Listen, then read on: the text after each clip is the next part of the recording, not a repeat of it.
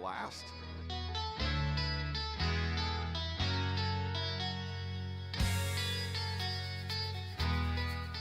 Willie is my favorite. I'm excited for Willie Nelson. I grew up listening to Willie Nelson my whole life. Willie Nelson. Willie Nelson. Have a really nice day.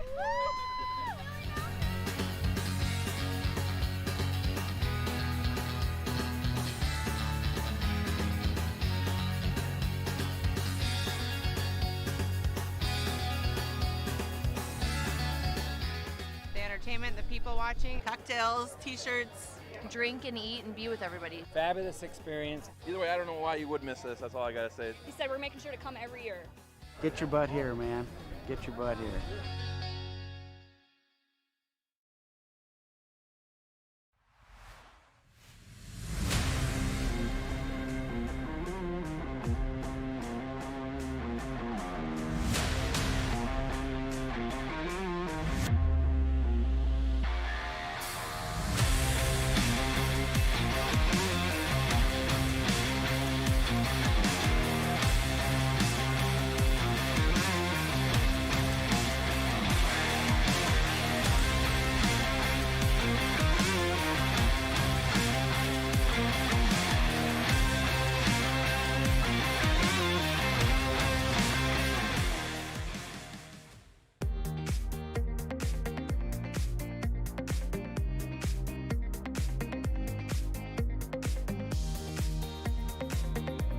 Hey guys, and we are getting into this game of Lucky 4 Bingo where we have over $47,000 on the line.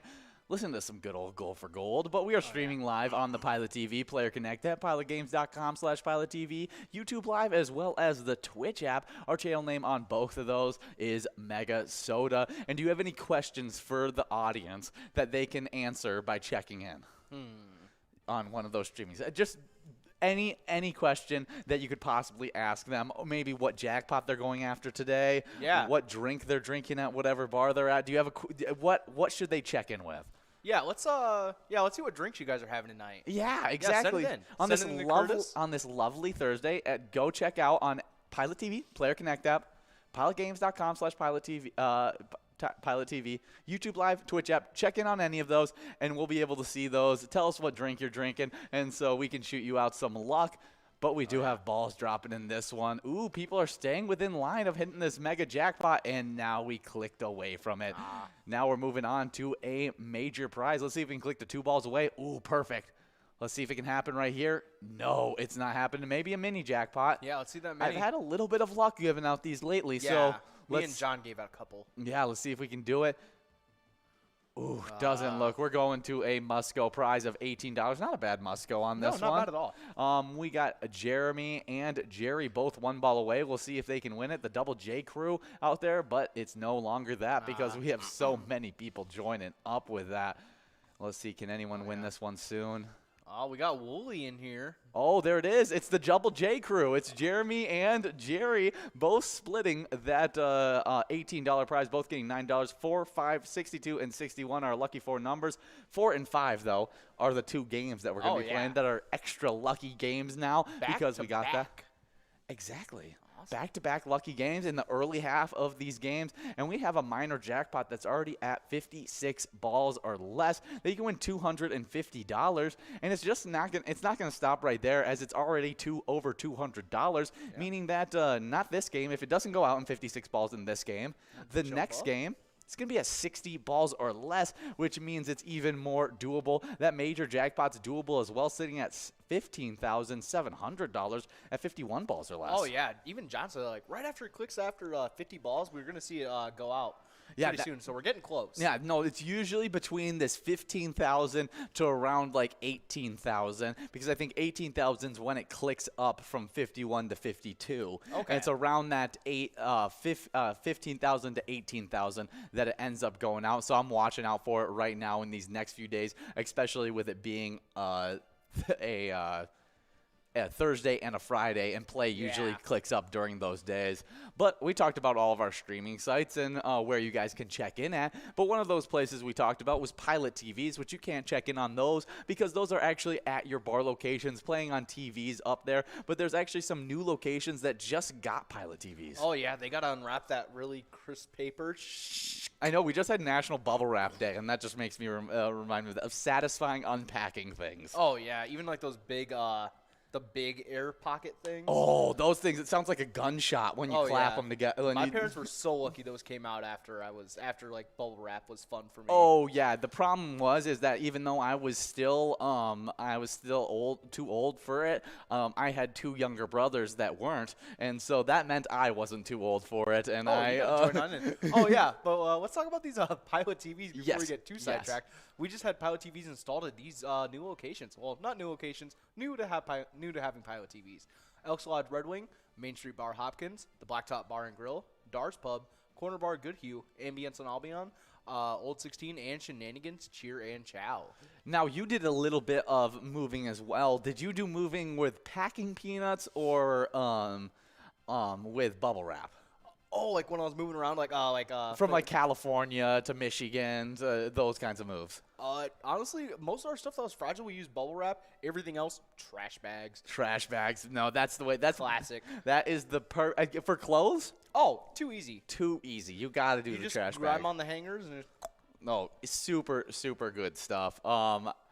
I'm trying to think. I did most of my moving with bubble wrap. That was with the fragile thing. But I do remember there was one time where we did it with packing peanuts. Oh yeah. And the fun of packing peanuts. How long until Gabe was just like? Like Gabe was for sure already eating them. Like that was one of the first things that happened because we could talk Gabe into doing anything. Yeah. Like especially as a child, Gabe was willing to do anything. That's the best thing about younger siblings. Like there was a point where we had this puddle right outside of our house that was right outside the garage, and we walked out one day, and it was just a nice summer day, and we were like, Gabe, you got to stir the chocolate like Willy Wonka. And so that boy gets right knee deep in the puddle and just starts spinning like it's tomorrow. How do you get knee deep in a puddle? That's a lake. No. Okay, he's also like, we're talking about when he's like 4 or 5. Okay, that's fair. He is very little. Yeah, but then and so what's even better about it is it didn't just live there where like it didn't stop where he just got in the puddle and that was the end of it. We got to enjoy our time in the puddle. There was a bunch of pictures that were then taken by my parents of him stirring up this puddle once they found out that we had talked him into getting in this puddle. That then turned into a collage that was displayed in my grandparents' house for years of him just like half naked in this mud puddle, just like stirring it up. And it was absolutely hilarious. He hated it as a kid, but it was great for me and my siblings. Oh, it's a shame it's not there anymore. He forced my grandparents to like take it down. It was so funny. There was a part where like his pants had started to sag like while he was doing it, and so like he had his like his butt cheek sticking out, and then my grandma, being the nice lady that she was, she put a little sticker right on over top of it, and it was just like a little smiley face sticker that went over top of it, and it made it even better because like the one you get from like the dentist. Yes, exactly. It was exactly that kind of thing, and so it cracked us up, and it made it even better because it was like now we're censoring Gabe's little kid pictures, and it just was very, very comical. That's great. Yeah. So there's my little story of the broadcast. We did give out a bunch of jackpots during this week. 16 for the rolling week, 61 for season 11. That is crazy. Really good month for jackpots. Yeah, I mean, really for our first month of 6, which means we are right now on pace of, let me think, what is that times 6? 61 times 6. Yeah, you're asking the wrong person. Yeah. Well, let's just do 50 times 6 because it's close enough, and that would be about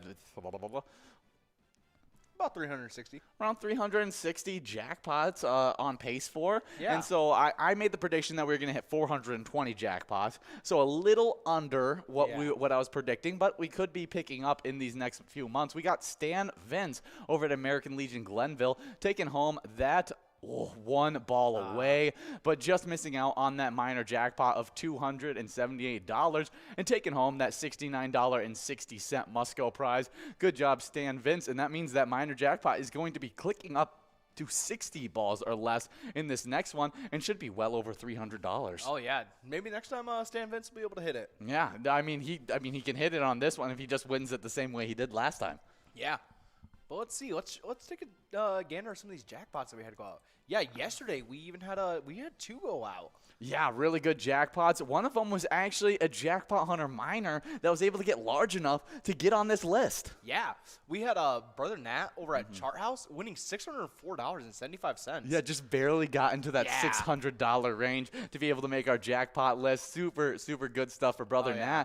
But then later on Wednesday, on Wild Wednesday, we were playing a little Gimme 6 action, which gives out a bunch of jackpots, by the way. We played 6 games of it, and I think we gave out 4 jackpots during that game. Wow, 4 out of 6? Yeah, 4. That's not bad. 4 out of the 6 games we gave out jackpots, and one of them was to the Maid over at Eagles Wantana of $972. Wow. The rest of them were under that $600 mark, so they weren't able to make our jackpot list. But, I mean, still really good jackpots for that.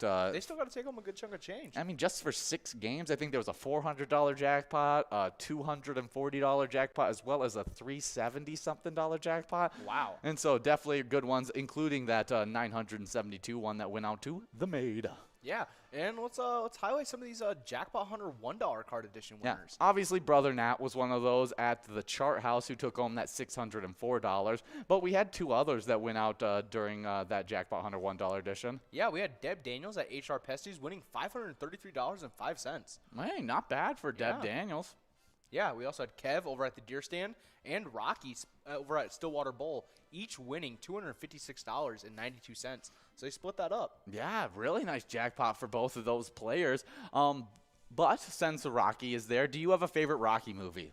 Favorite Rocky movie? Yes.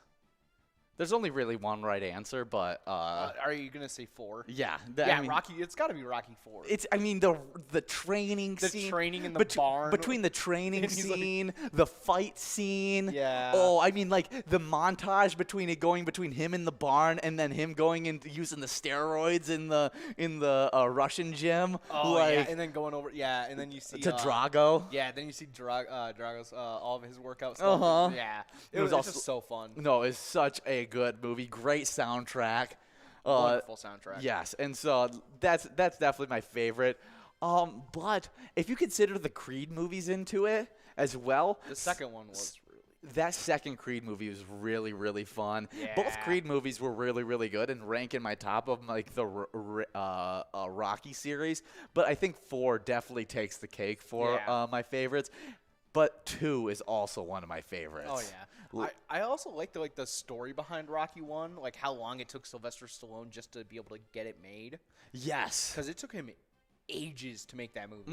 Because he was trying for so long, and like the one thing that he wanted, he was like, I want to be the lead role.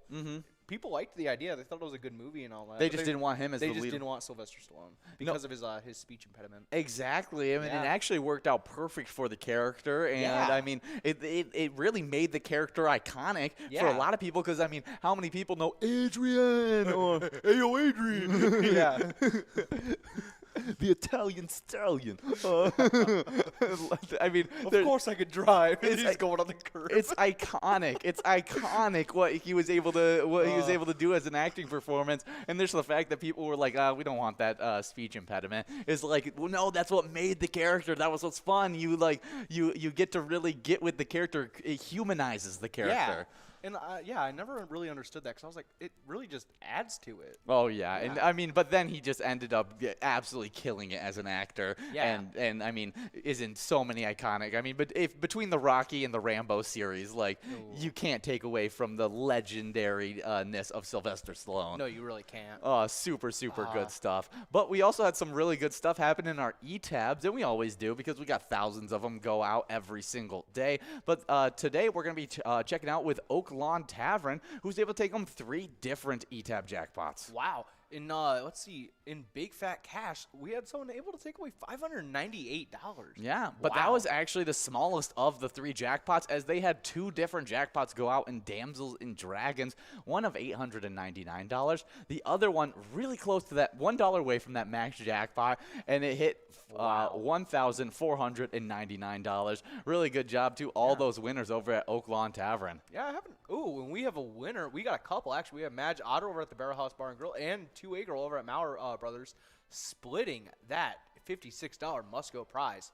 And like I said last game, if you do this again, you're going to be able to win the prize, because that minor jackpot is clicking up again from 60 balls or less to 64 balls or less. And so just stop gaining in balls, and then you can win this prize, because it's definitely a great prize. I mean, look at that. $438 available on this 64 ball or less minor prize. So make sure you guys continue to get enrolled in the next 2 minutes. Oh, yeah. I haven't actually heard of Damsels and Dragons. Is that almost like a Dungeons and Dragons look? Okay. I mean, it's got the princess, it's got the dragons. Okay. I would try to think of like what it would kind of remind me of. It would remind me of if like Game of Thrones and Lord of the Rings had a baby.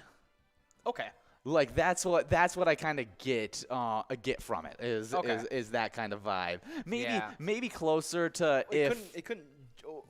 what brings the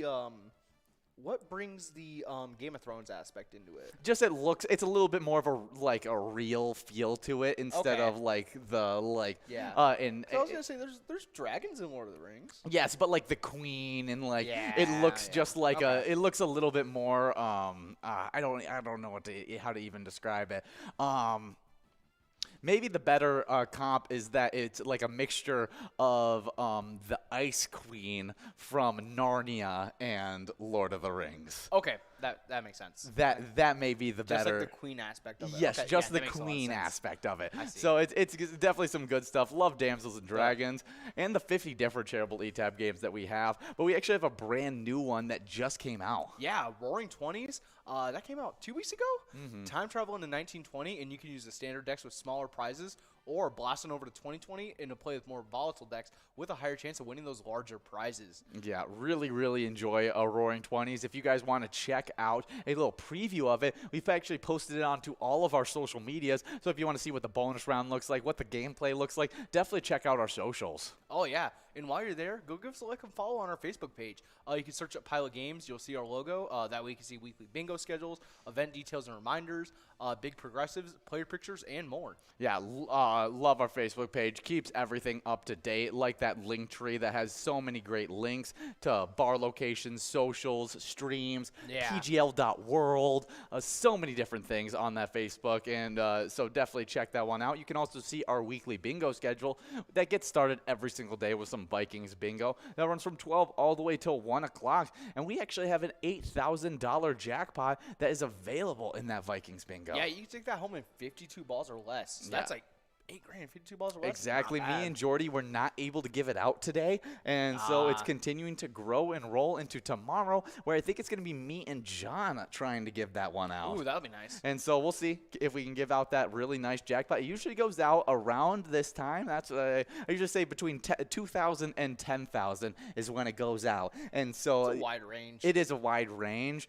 but it usually doesn't get over 10,000. Like that's the rare. Like we've had it get to 20,000 before, but that was like a very rare instance where it just took forever to go out. Yeah. But like then there's other times where it's like most of the time it's like 2,000, and then like there's the occasional time where we're growing it right now and it's gotten up to $7,000. Wow.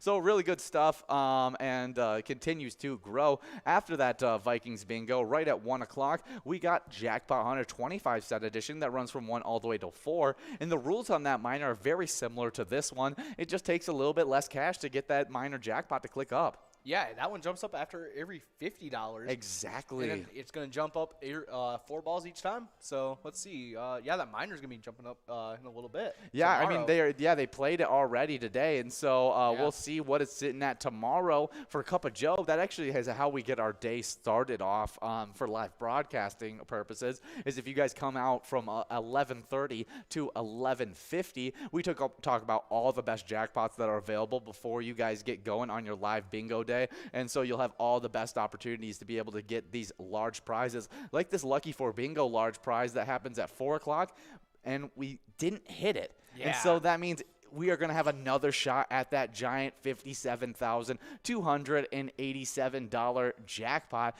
that is at 6 o'clock. Yeah, so right after we get done with these 23 games of Jackpot Hunter, we'll be able to jump right into that and hopefully hand it out. Yeah, but we do have a winner in this game, and it's Sloppy. I mean, not Sloppy, Slappy over at Carboni's Pizza CR Billiards, taking home over $500 on that one. Good job, Slappy. Yeah, you add that Musco on top of it, a really nice Musco of $93. On top of that minor jackpot of $466, you're getting some good cash in your pocket. Definitely the first jackpot out of the day, and so we're going to continue to grow that minor jackpot, so maybe we can give it out again. That major jackpot is at 51 balls, so might as well win these next few games and maybe 51 balls. Yeah, might as well try it. And sweep the major and the minor together. Oh, yeah. That's what I'm saying. Yeah, take it all in one go. Yeah, I mean, why not? We're not stopping you. Yeah, and while you're at it, just make it in 43. Exactly.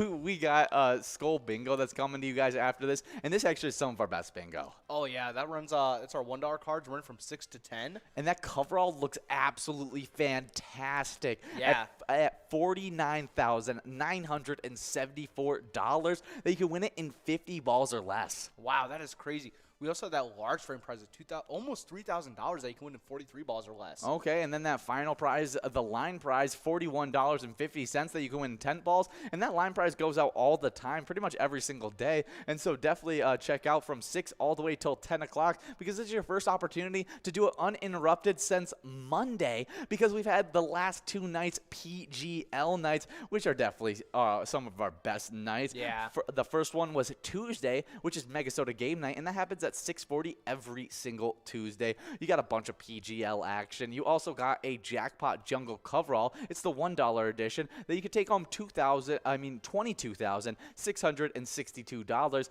in 54 balls or less. Wow, that is crazy. And then yesterday, we had Wild Wednesday. We have that 7 to 9 every Wednesday. We have all those really fun PGL games that you guys love playing, all those tournament games. Yeah, we just added 2 weeks ago, we added in the high-low game. I don't know if you know what a high-low game is, but it's where the best players in the state and the worst players in the state win cash. And so it's a lot of fun, and adding that just added even more to our PGL nights. Yeah, and then at the very end of the night, we have a Jackpot Jungle grand finale, 25-cent edition, where you can win $9,055 in 52 balls or less. Whew, I like that little cash, 25 cents for $9,000. I'd take that any day of the week. You know, you get a little bit more of a chance. You could buy a little bit more cards and have a little bit of more of a chance for it. I always think about that kind of stuff. Like, oh, man, if I would have put like 25 cents into Bitcoin when I was like a sophomore in high school, like don't remind me. Like those kind of so things. Sad. Like There's so many things that like if we would have known, you could just jump on it and just become rich. Oh, you would have been so rich. And then there's those people that they did jump on it and they just are absolutely loaded now, and it's awesome for them. But I mean, hey, you can basically do it here. 25-cent card for $9,000. I mean, basically the same thing. Yeah, I had a friend tell me to do it, and he put some money into it, and I was like, no, I don't know what that all is. Oh, and then he made a bunch of money off of it. Yeah. Oh, wow. Yeah, that's tough. Yeah, I was really upset. No, I always think about that kind of stuff, but then it's always just like, well, there's so many of those things that don't work out that like how many of those things did those people miss on before they actually found like the one where it gets them. Yeah, exactly. It would be like investing in like Facebook or like one of those things that started off. Am I gonna invest Apple. in Facebook or am I gonna invest in MySpace? Well, MySpace is up and kicking right now. It's doing great. I'm gonna invest in that right now because it looks like it has so much more time ahead of it. Exactly, and then it just Facebook absolutely takes over. I actually think tomorrow's day in history is the day that Facebook launched. Is it? Yeah, did you know that Mark Zuckerberg was a sophomore when that launched? Yeah, in college. Yeah, sophomore in college. That is so young. Yeah. To create just something so large as Facebook. That's like, what, 1920? Like 19 or 20? Yeah, ridiculous. Like, still being basically just fresh out of high school. Yeah, when I was like 19 or 20, I was looking at water. Yeah, you were a lifeguard, just looking at water. And Yeah, so, I wasn't even a boss or anything. exactly. Just So water. I mean, to be able to do that is absolutely incredible. We do have some national days that we head into, and the first one is a little bit more serious of a national day, as it's National Missing Persons Day. And on February 3rd, National Missing Persons Day focus on country's attention long enough to recognize a missing person. Just a huge day that definitely is one of those terrible things that plague society. Oh, yeah. Next up on our national days, we have National Women Physicians Day. On February 3rd, honor the path the female doctors have paved since 1849 as we recognize National Women Physicians Day. Yeah, I mean, a huge thing. We do have a winner in this game right here, though, before I talk about Women's Physicians Day. We got Dylan over at Manhattan Hilltop Tavern. Wait, I said Manna. Yeah, I said Manna. It's Manna Hilltop Tavern, taking home $25.80 as we continue to grow these jackpots into this next game. Oh, yeah. But, I mean, huge that women got into the medical field. I mean, there's so many women that I know that, I mean, literally, like, nurses are seen as a generally, like, women position. And, like, it's crazy to think that one day it was just like, oh, no women are at all in the medical fields and stuff like that. So it's huge that we've been able to progress that so much. Yeah. And, like, such a great thing because honestly, like, some of the best doctors I've had. Oh, yeah. I mean, like, they're always, like, the nicest people. All the guy doctors I've had, they're always, like, they don't want to be there. I had an absolutely great guy doctor that I played football with his son and was absolutely amazing. He did my physicals every year and was just a great guy. And so that's the one guy that I actually like can think of, and I'm like, male doctor, had a great experience, but I've had a bunch of great experience with female doctors as well. And so we're celebrating National Women's Physicians Day, and we actually talk a little bit more about it when we get into our celebrity birthdays. Oh yeah, so that'll be fun. Let's see. Coming up next. This next one is a big one for you, so I'm gonna let you take it. Yeah, this is my day, guys. Coming up next, National Carrot Cake Day. National Carrot Cake Day on February 3rd celebrates one of America's favorite flavors of cake. In the carrot cake, we get to eat our cake and veggies all in one go, which is honestly like. Yeah, one of Will's favorite flavors of cake. Let's just change that. Yeah, that's what I felt like. I was like America's favorite flavors of cake. I'm like, that doesn't matter. Let's talk about Will's favorite flavor. Honestly, I get crap for it all the time, especially from I have a twin named Gordon. Yes. He gives me crap all the time. He's like, why would you want vegetables in cake? And I was like, it's not the. I don't know. There's just something about carrot cake. It's just so good. I could totally see Donnie thinking that's weird. Don't call him Donnie. It's a new name that I'm working on. It's workshopping right now. My parents are gonna watch the broadcast and they're gonna be like, "Did he just call him Donnie? Donnie? We did not name our kid Gordon to be called Donnie." No, that's super funny. No, it totally makes sense that he wouldn't be a carrot cake fan. But like, carrot cake is good. Like, it's so good. But it's all about the cream cheese frosting. The cream cheese frosting. It makes or breaks the carrot cake. Now, there's only been I don't remember where I had it from. Someone in my family also makes carrot cake, and they make it with like a buttercream frosting. Ooh. Really good. I could totally get behind a buttercream frosting. I mean, anytime you talk about buttercream frosting, I can get behind it. Oh, yeah. No matter on what kind of cake it is. Yeah, it doesn't even have to be in a cake. You could just be talking about like slap my hand in the tub and just straight Neanderthal it. We do have 15 balls dropped in this game. We got Bingo Man, Michelle, all trying to take this one home. We'll see if they can take home. We got a minor jackpot that's sitting at $58.25, halfway towards that $100 mark, which would click it up to 56 balls or less. That major sitting at $15,922. Then you can win in 51 balls or less. And then that mega jackpot just looming in the background of 100 grand. And it's sitting at 43 balls or less. And it's actually closing in on clicking up to 44 balls or less. It's closing in on it, so I'm excited for when that starts to happen. Hopefully. This next national day is another it's a sadder one, but It's National The Day the Music Died Day. The Day the Music Died Day on February 3rd remembers the unfortunate and untimely deaths of singer 22-year-old Buddy Holly, 17-year-old Richie Valens, and 28-year-old J.P. Richardson, a.k.a. the Big Bopper. These three artists died in an airplane accident on February 3rd in 59 near Clear Lake, Iowa. Their pilot, Roger Patterson, also passed away in the crash.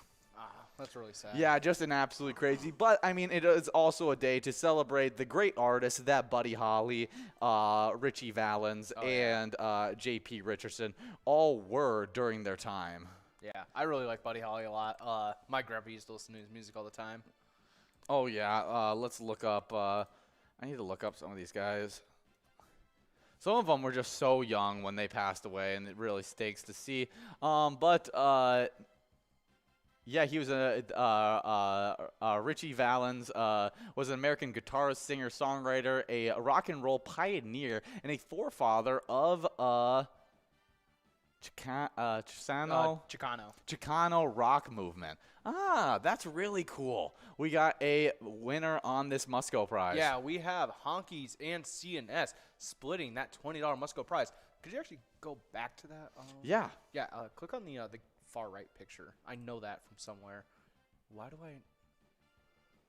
played as him? Oh, it was from Obama. Okay.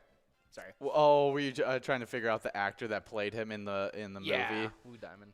Yeah, I forgot that actor. He's a working actor that's in a bunch of different things. Oh yeah, it's I think it is. It was like Blue Diamond. But we also got J.P. Richardson, also known as the Big Bopper, and he was an American musician, songwriter, and disc jockey. He was best known for his compositions include Chantley Lace and White Lightning, the latter of which became George Jones' first #1 hit in 1959. That's crazy. Yeah, I mean, just a really, really talented artist that passed away during that that plane crash, and so today's to remember what kind of great artists they were and the legacy that they left behind. Remember National The Day the Music Died Day. Also created a really great song to remember them by as well. Yeah, John McLean. Yeah, that's what's American Pie. American Pie, that's what it is. It's a great song and a Guitar Hero masterpiece. Oh yeah, I played it all the time. Guitar Hero was such a fun game as a kid. It was. And that specific one I used to play all the time. And was we had that 3? It was in band. Okay. Oh, it was in Rock Band. Yeah. And so like we had the drum set, the mic, and the guitar all for all my siblings to be able to play. Yeah. And so that we could all go at it at once, and it was so much fun. I would always rock the guitar. I think Ben would always do the drums, and Sophie would sing, and that was our rhythm. That was and then we'd switch it up. Like Gabe would randomly do drums or the guitar, and it would switch up all the time. But it was a lot of fun doing. Guitar Hero. Yeah, Guitar Hero was the reason that I got Slash's autograph. Oh, really? Yeah, my dad. I wasn't old enough to go to the concert because I believe there was you had to be 18 because of someone who was opening. Oh yeah. And it wasn't the entirety of Guns N' Roses, just Slash. But my dad had backstage passes, and he went back there, and he was like, Slash like he doesn't usually sign much. And my dad was like, hey, my sons both beat you in Guitar Hero in like one day. Can you like write an autograph for them? And he was like, "Oh, how old are your sons?" Like, what? That's awesome. He's actually a very quiet guy. Really? Yeah. That's very. I would never expect that out of a guy that has the stage personality of him. Oh yeah. Well, like Slash's whole like persona is like standing there with like his hat and his glasses, and then he just plays guitar. Yeah, basically his whole thing. But like, it's still like, I mean, it's surprising for someone who literally stands on a stage for thousands and thousands. Yeah, it would be like if I wasn't a talker. Like I do this for a living. Like I broadcast live bingo and just talk to you guys. Yeah. Like that, it would be weird if I wasn't a talkative person outside of this. Our entire apartment is talkative people. Yeah, There's no rest, guys. No, it really doesn't. If you ever want a moment of silence, you gotta go hide in your room somewhere. Yeah, maybe that's not even enough. No, it really isn't. We'll come knocking. Yeah. We do have a little bit of Twins stuff to talk about, as we did create a great ETAB game. Twins win. Pick a lucky batter in the Home Run Derby bonus round and win Grand Slam prizes. We'll see if there's any other updates on our Minnesota Twins, but it is the off season, so Yeah. it is just very little amounts. I know that we got the Twins should call the. Oh, okay. So they were. This is a little thing that if the Twins are serious about trading Josh Donaldson, that they should give the Astros a call. Let's find out why they think that they should give him a call. Yeah. What exactly do the Josh Astros Donaldson have made of himself pretty comfortable with the Minnesota Twins. Every year he gets a hefty paycheck, a spot on the middle of the strong lineup, and a corner locker room in the clubhouse. And if to complain about some aspect of his job, it would have to be the eerie sound of Jose Miranda's footsteps quickly approaching behind him. Oh, and we have a winner. We have Louie over at Corky's Bar in Richmond taking home that $21 Musco prize. Good job, Louie. Yeah, a trade with the Houston Astros hinge on one major change for the team, moving star third baseman Alex Bergman. The recent vacating a shortstop position, the former All-Star recently stated that he would be open to making the switch if the team asked him to. He even went so far to say that he can play it at an above-average level. If the average Astros want to make another ball bang in the AL West, adding someone like Donaldson and moving Bergman too short could fit the bill. Okay, so looks like So it what are could the Twins exactly getting out of this? I'm not 100% sure. Okay, this kind of just seems it's a really long article that I'm not, so it just seems like the Astros may be a good trade partner for our Minnesota Twins. So if you want to support them, play Twins Win. It's a great ETAB game. You can also play Twins Bingo. That's going to be on our live bingo pretty soon as we head into this Twin season. But right now we play Vikings Bingo. The combination of Twins Bingo and Vikings Bingo creates the Twiking Zone.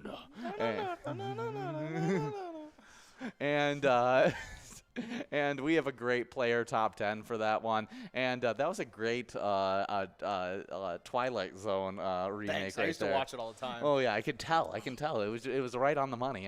You got every note perfect. Yeah, I sit in my room and do it all the time. That's actually my alone time. That's true. Kicking it off for the player standings. In 10th place, previously in 9th, we have Bobo from Quarter Bar Goodhue. Now I'm just picturing you like in the shower being like. It could be worse. Do you know what Gordon practiced? No. I'm sorry, people, for having to hear this. Gordon spent a large chunk of his time learning Tibetan monk throat singing.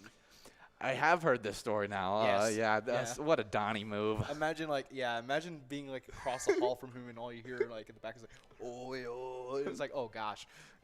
But for the player standings, in 10th place, we got Bobo at Corner Bar Goodhue at 34,000 points. In 9th place, previously in 8th, getting pushed back a bit, we got Pooba over at Muddy Cow Oak Park Heights at 38,000 points. In 8th place, holding our spot, we got Rodway over at Broadway Pizza Blaine at 42,000 points. In 7th place, previously in 5th, we have Sin Bob over at Corky's Bar Southaven at 48,000 points. In a two-way tie, we have Steve over at our place on 3rd. In 5th place with Yo-Yo over at Halfley's Bar. They're both at 49,000 points. In 4th place, we got Brizo from Atomic Star Tavern at 50,000 points. In 3rd place, previously in 2nd, getting pushed back a bit, we got Scrub Eye from VFW Blaine at 59,000 points.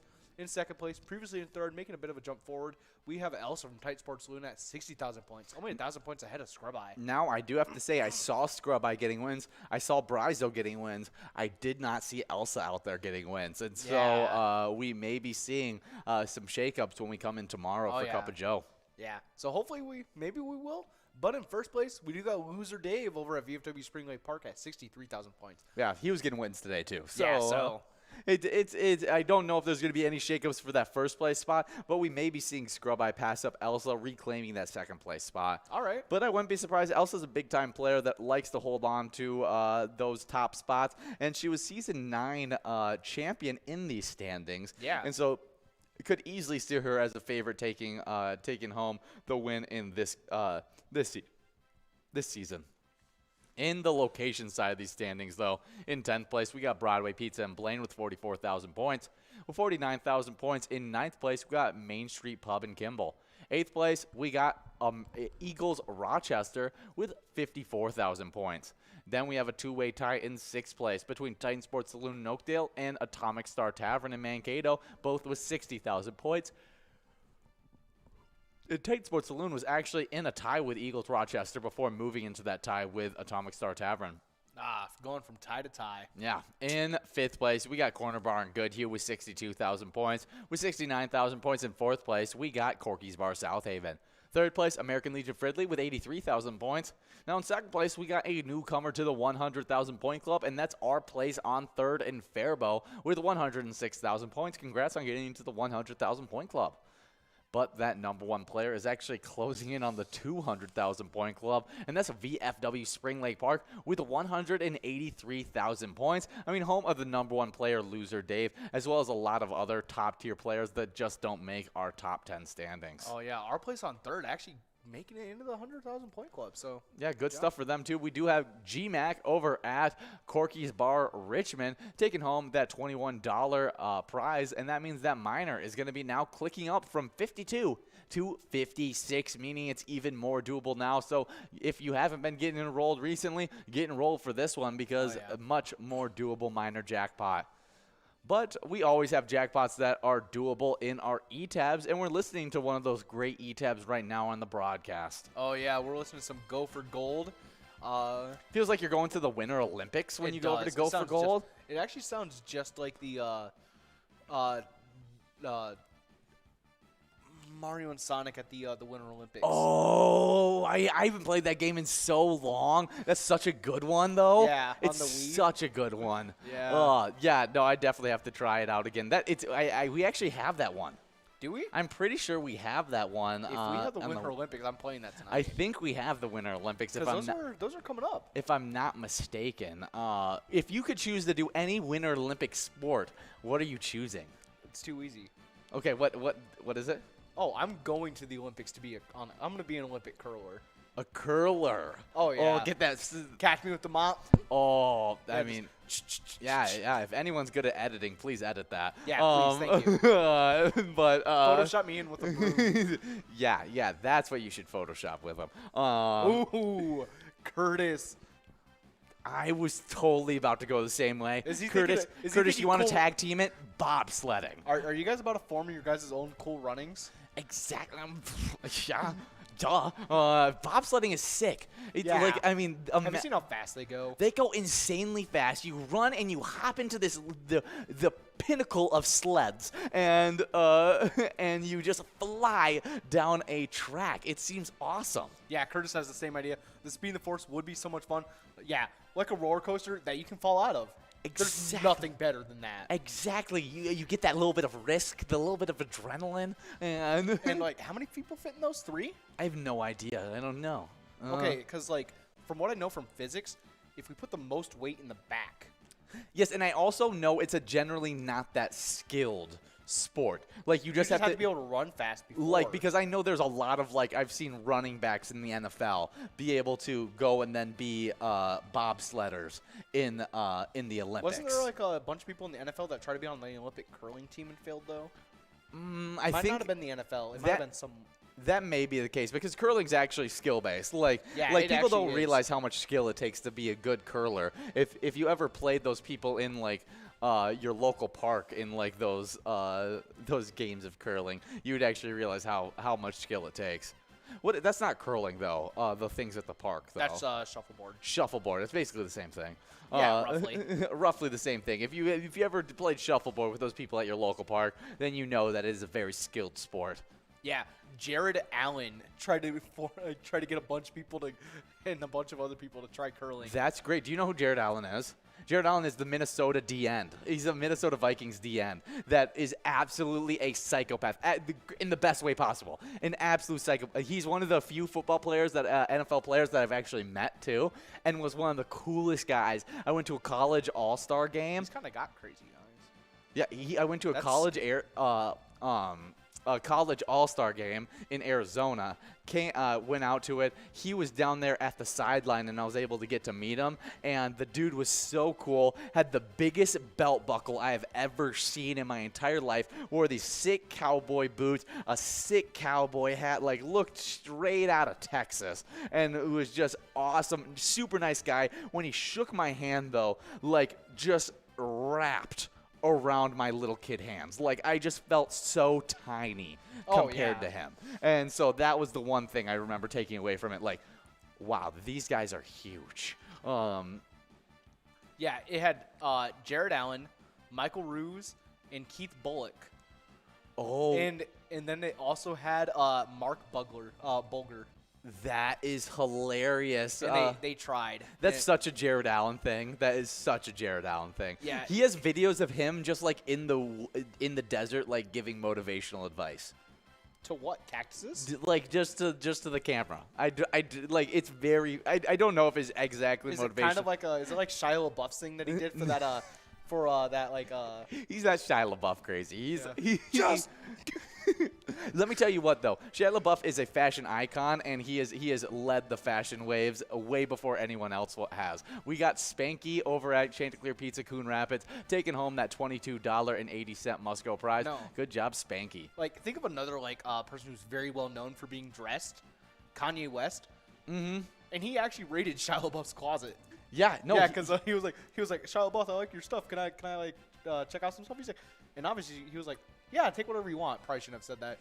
Kanye said, Shia LaBeouf said that Kanye West took basically everything he owned. Yeah, because he's got great fashion, and he was way ahead of the curve. Yeah. He was rocking the cargo pants. He was rocking before. the broke boy look before anyone else tried it. Exactly, and people thought he was crazy for it, but I mean, now it's the in style, what everyone's wearing, and so I do have to give him that. He is very fashion forward, and it's super impressive. But we were talking about go for gold, and somehow got so distracted between.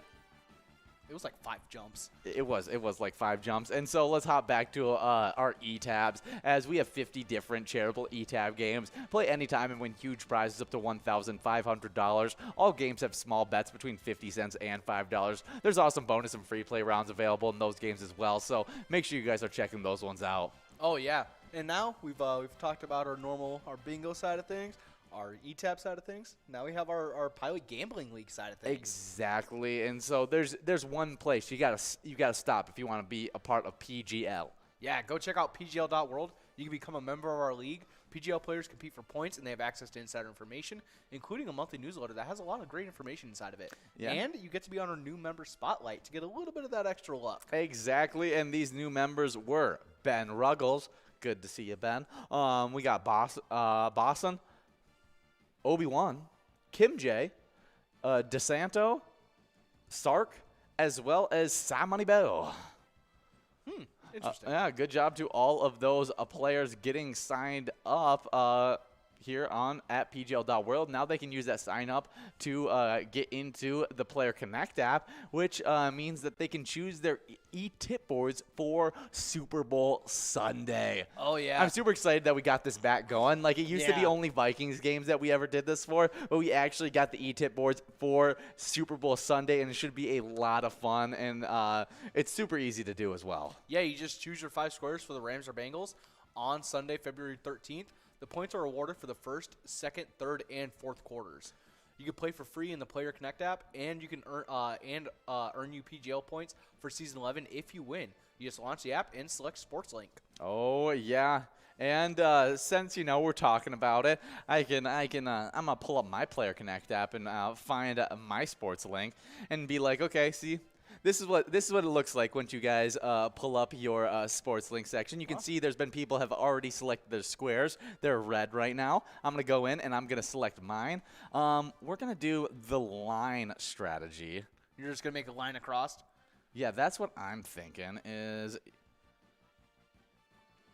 Yeah, and then I have chosen my 5 squares. So you see, I got the blue squares right there that are now my squares that I've chosen, and we'll see if those are winners. I have been yet to win, though, and so don't take my advice with it. The whole entire line strategy for it doesn't work half the time. Not half the time. It never has worked for me, and so it has never worked half the time. Yeah, and so half the time it works every time. What's that from? That's from what's it with Will Ferrell, and he's the talk show host, Ron Burgundy. Yeah. Yes. It's from Anchorman. Anchorman. That's what it's from. It's from Sex Panther. Yeah. Really crazy movie there. But we are balls dropping in this game. We have this minor jackpot of 56 balls or less. Let's see if anybody's in line to take it home. Yep, we still do. We got Speed Racer, JC Holmes, BBB, all trying to take home this jackpot. We'll see if they can do it in these next few ones. They got 6 balls to go. Let's see if anybody is 6 balls away. Looks like we're all 7 balls away, but the scroller is sometimes a liar. So we'll see if it actually ends up being the case. That dang scroller. But it doesn't look like. But okay, well, I was talking about the choosing your 5 squares for the E-tip boards, and you can earn PGL points if you choose those squares correctly, which means you can help out your PGL standings, which have been super tight knit, and so getting one of those wins could definitely affect your standings. Oh yeah, kicking off for the standings for the players. In 10th place, we have Forget You D over at VFW Austin at 285,000 points. In 9th place, previously in 8th. Before you got that, we got Speed Racer over at VFW Austin, taking home that $27.60 Musco prize. And that means that minor jackpot is continuing to grow in this next one. It's going to be sticking at 56 balls or less, but it should be an over $200 jackpot. Oh, yeah. What a good show, also. Speed Racer. Yeah. Speed Racer was sick. Oh, yeah. Even the old animated one. Classic. I mean, honestly, that's the one I go to. Like, I instantly think of is good. the old animated Speed Racer. Good. Was that on Boomerang? No. I think no. The original Speed Racer, I don't think was. The original Speed Racer was a Japanese show, I believe.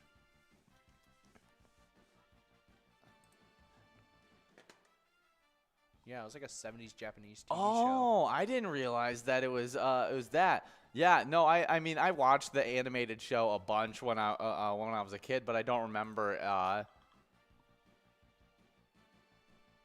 Super fun show, and also had a super fun movie as well that came out when we were pretty young. Oh yeah, wasn't it? Oh yeah, really good stuff. It had even Matthew Fox in it, who is a big actor from the TV series Bones. Yeah. When I was scrolling past, his face kind of looked like almost like John Bernthal for a millisecond, just a split second. When you're scrolling. Yeah, you got Ariel Winter in it as well. So big time people who were in that Speed Racer movie in 2008. Yeah, she must have been really young. She was pretty young when she started in Modern Family. Yeah, I don't remember. It's got John Goodman in it. Oh yeah, okay, yeah, I see now. Yeah. Yes, she was like the little kid in it. Yeah, dang. Wow, I didn't realize that she started acting at such a young age. I know her strictly from Modern Family, and yeah, same here.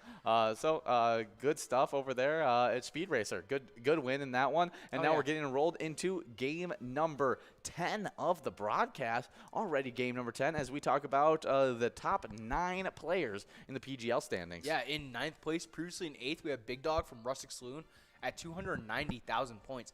In 8th place, previously in 7th, getting pushed back a little bit, we have Bryza from Underground Bar and Grill at 322,000 points. In 7th place, previously in 6th, we have Sarah Honey from VFW Austin at 329,000 points. In 6th place, previously in 5th, we have Nixon from VFW Roseville at 330. Pardon me. Sarah Honey's at 329,000 points. Nixon over at VFW Roseville is at 330,000 points.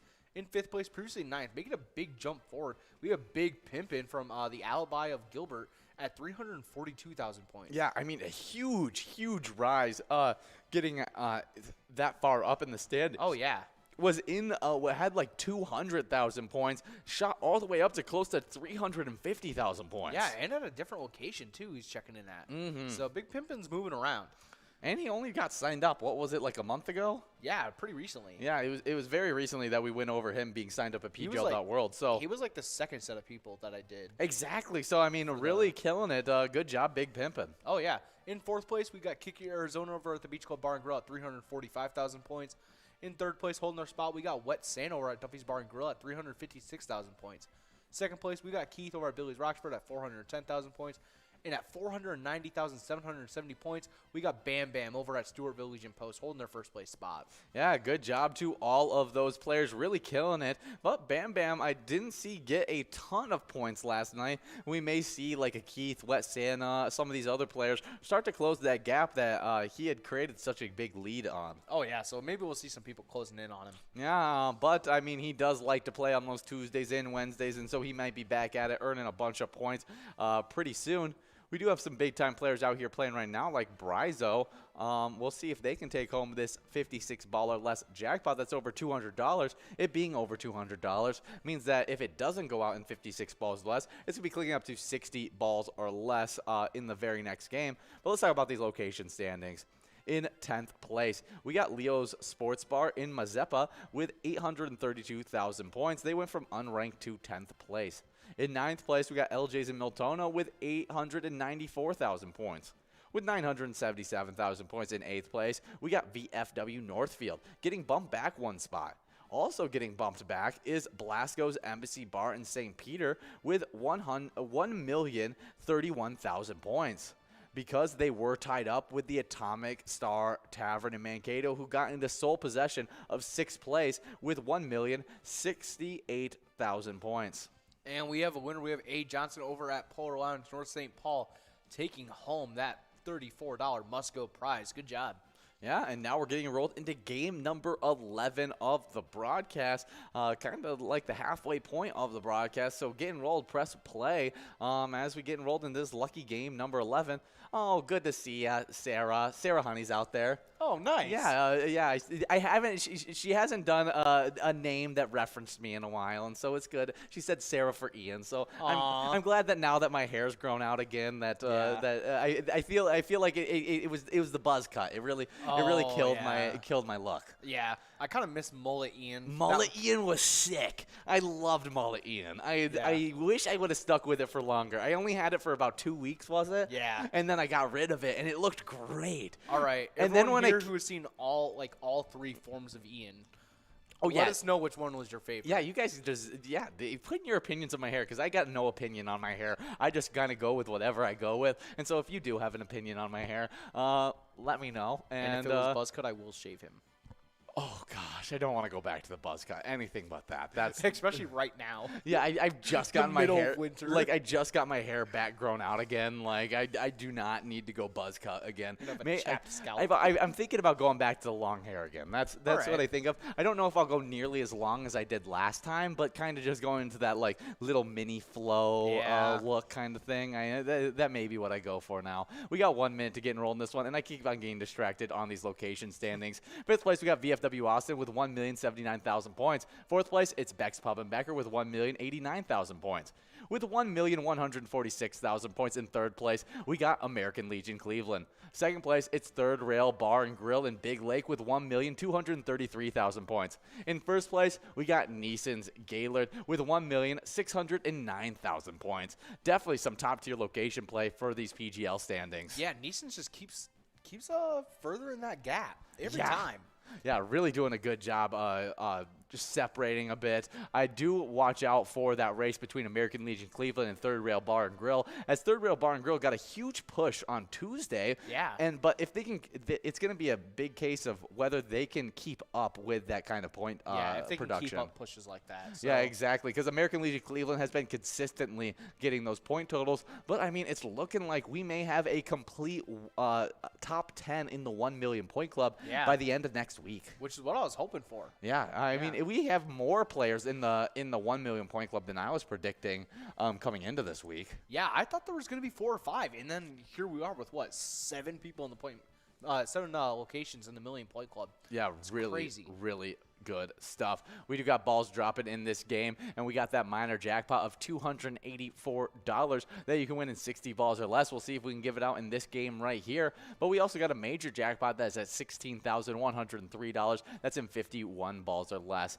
Definitely some really good stuff. Oh, I see someone. They're saying please. So at least you said the magic word. So we'll try our best to give the jackpot out to you, I guess. We'll try. We have no control over it, so we'll do our best. Yeah. We got a little bit of wild news, and it's only good news as they've been playing phenomenal.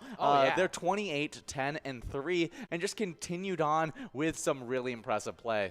Oh, yeah. Cam Talbot made 30 saves for his first shutout of the season, and the Minnesota Wild beat the Chicago Blackhawks 5-0 on Wednesday night to extend their point streak to 10 games. Wow. Matt Zuccarello, Kevin Fiala, and Frederick Gaudreau each had a goal and an assist for surging Minnesota. The Wild head into NHL's All-Star break on a 9-0-1 roll. I mean, that is a great 10-game span for us. It is. Only having one game going into a loss in overtime, yeah, that's great. Yeah, really, really good stuff. And, I mean, we now get a little bit of a break. We don't have a game all the way till next Tuesday. I know, And so we'll be able to get all of our guys rested up before we head into this super busy next 3 weeks of February. Yeah, we have a crazy set of 3 weeks. Yeah, because all those games that we missed out right before the new year in December, they're all rescheduled. Now in a 2-week span in February, and so we'll see how we can handle it. But the 34-year-old Talbot was named an All-Star for the first time and had his 25th career shutout. He was then quoted saying, "It's been a lot of fun this year playing behind this group, being a part of this group." They have now improved to 18-8-1 and lowered his goal average to 2.81. And we have a winner, Sarah for Ian over at VFW Austin, 1 point away from that minor. 1 away, so close to taking that one home. Good job, Sarah for Ian. Yeah, maybe she should change it to Sarah for money. That Sarah for jackpot. Yeah, that may Wapner. That's one of my favorite names of hers that she goes by is Wapner. I never see her go by it anymore. One of my favorites also is when she goes by any name that involves Mason, because I'll always bring it up to Mason whenever I get in my meetings with him, and Mason always is like, "Oh, yeah, thanks." I think he's like slightly traumatized by it, but I get enjoyment out of it. So. Oh yeah, there's no way not to get enjoyment. No, out of that. it's really funny. He takes it great, and he's funny about it, and so it cracks me up whenever she does do a name of it, because I'll always be like, "Hey Mason, just to let you know, yeah, she was doing Sarah for Mason," and he'll be like, "Oh, thanks for letting me know." I'll be like, "Oh, really?" It's really funny. I was talking about some of the stuff that Talbot was saying. He did end up saying later on in the press conference, saying shutouts are a team stat, but wins are what's most important. It's certainly nice to throw one of those in every once in a while. I could agree with that one. Oh yeah, a shutout every once in a while definitely is nice. Fiala extended his career high point streak to 12 games, matching Mikael Granlund Wild record, who set that record in 2017. And Fiala's just enjoying his role along with the Wild. Yeah, that's great. I'm glad to see the Wild, really up on top. Hopefully, we'll get to see him take over the Avalanche in those Central Division. Yeah, let's check out where the Wilds are at in the Central Division standings. Yeah, let's check it out. In the Western Conference, they are right now third behind the Predators, which is a good improvement as they did pass up those Blues, who had been ahead of them for a while. But looking really nice, we're barely behind the Predators, who have the same wins as us, 28 wins, and actually has more losses and more overtime losses than us. They just haven't played as many games as us. And so as we play more games and we catch up during this February month, we may be able to get into that number 2 spot in the Western Conference. Oh yeah, and it also looks like we have the best and only streak in our conference so far. Oh yeah, our 6-win. Yeah, it's 6-win streak. Yeah, it may be the best in NHL right now, as we do have the Maple Leafs with a 5-game That one's kind of surprising to see. win streak. The Hurricanes with a 4-game win streak. But I mean, yeah, the only other person who has a streak anywhere close to them is the 7-game loss streak for the Devils. Wow. And so they've been just very phenomenal, winning. Like the Lightning are doing okay too. Okay, interesting. Yeah, and so we'll see if our Wild can continue to play some top-tier hockey as we continue on in this NHL season and see if they can compete for a Stanley Cup championship. It does seem like they can be a contender this year. Oh yeah, but on Tuesday they're going to be playing against the Winnipeg Jets, who are 18, 17, and 7. They're going to be playing at 7 o'clock. Yeah, definitely a good one. I mean, 18, 17, and 7 is not the best record, and I feel like we could definitely beat the Jets in this game. Yeah, the Winnipeg Jets aren't as solid this year as they have been in previous years, so I could definitely see the Wild. But they usually are a pretty decent team. Yeah, the Wild, not the Wild. Sorry, yeah, the Wild's also a very good team. The Winnipeg Jets, they've always been like pretty decent. They're pretty like and they have to go play them in Winnipeg, which makes it a little bit tougher. They got to have that travel time. Yeah. But I think our Wild is just the much more talented team. We're really hot right now. Oh, yeah. Get everybody rested up. We could have a very good second part of February and would really improve this team. Yeah, I think the Jets game is going to be a pretty nice mellow game for the Wild. And if you guys want to support the Minnesota Wild, play Let's Go Wild at any of your favorite Minnesota bars. You can also play the Slap Shot bonus round, which is a lot of fun. I just found out that's the Slap Shot bonus round, and so I've been saying it to everybody. Oh, yeah. Go play the Slap Shot bonus round. It's fun. I would love to test. I want to test it now. Yeah, that sounds like something I want to. Yeah, I got to try that out. Have you ever done pond hockey? Yeah. I'm so bad at pond hockey. Are you just like bad at skating? I'm really bad at skating. I can't skate. That's kind of that's the real fact. Can you rollerblade? I can rollerblade. It's the same thing. I know it is. It's different though. It's blades. We got TSF over at Concordia Lanes in New Ulm taking home that minor jackpot of $372. Add that Musco prize onto it, and you're taking it home $442.45. Oh yeah, good job on that quick math. Thank you. Very proud. Yeah, it was easy math because you thought of like the 7 and the 14, and you're like, carry it over. Yeah, I'm like, oh, this is easy. I can do this. Oh yeah. I was like, yes, I got this one. Oh yeah, I like when it's one that I can do easily. We got 2 minutes and 25 seconds to get enrolled in this next one as all these jackpots continue to grow into this game number 12. No, game number 13. 13 of the broadcast. Already game number 13. And as we're getting enrolled into this one, let's talk about the fishing report. Oh, yeah. This one's coming at you from Black Duck area by Outdoors Weekly on January 28th. Black Duck is producing walleyes and panfish in 10 to 14 feet of water. Island Lake has been producing some walleye action and some perch action in 20 feet of water. Crappies are biting in Rabidou and Pimish lakes in 10 to 14 feet. Yeah, really, really good stuff on that fishing report. And we were talking about pond hockey. Oh, yeah. And, yeah, I know it's the same thing as rollerblading, ice skating is, but there's something about stopping and starting with ice skating that is just slightly different than rollerblading. Yeah, it's like there's just enough of a difference to where it's like, oh, this is a little harder. Yes, like where it took me a little bit of time to get used to like stopping. Yes, stopping is the big one, and like turning. Even now, I still kind of hit the boards a little bit because like I can turn with my rollerblades. Yeah. I don't know if I can anymore. I haven't rollerbladed in years. But I used to be able to turn. But when I tried turning when I was ice skating, just like would fall all the time. I would end up just like going in straight lines, and then I would just try and stop as quickly as I could, and then turn in one direction, and then straight line again. And then book it, stop, turn. Yeah, exactly. That's how I had to do it. And especially it helped out because we didn't play pond hockey with hockey sticks. We played it with our feet, and like you had to kick it with your skate. Okay. And so it's kind of like a mixture of soccer and hockey. I like that. And because we just didn't have enough hockey sticks for everybody, and so we just did it with our skates kicking it around, and so it made it even more difficult for me to stand up while I was playing too. Terrible. And so it was tough. It was tough. But I've only gotten maybe hurt like a couple times ice skating. I don't. Yeah. Yeah. I just don't go ice skating enough. I don't know enough winter activities, to be honest. Yeah, I'm more into like the snowboarding and stuff like that. I'm pretty decent at ice skating. One time I did bring someone ice skating, and I definitely got a concussion. Really? I didn't fall. I was dragged. Oh, you were. Oh god. Not only was I was dragged with force to the point where I actually had to go and get like checked out. When was this? Like 2 or 3 years ago.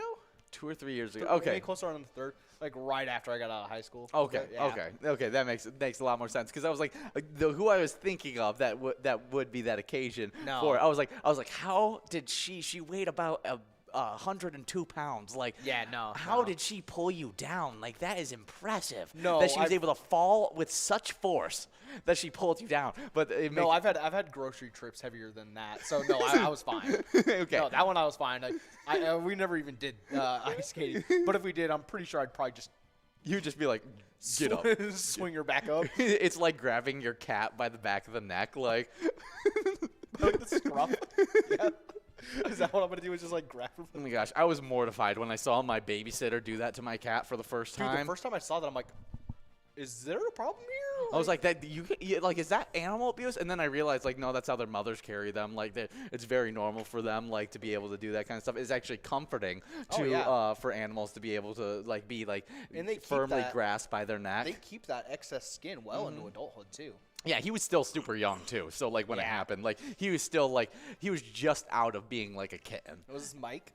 No, this was Rosie, who Okay. was a different black cat that we Okay. had. That I was very disappointed when we didn't name him Shadow after the villain in Sonic. Oh, that is actually a very sad thing.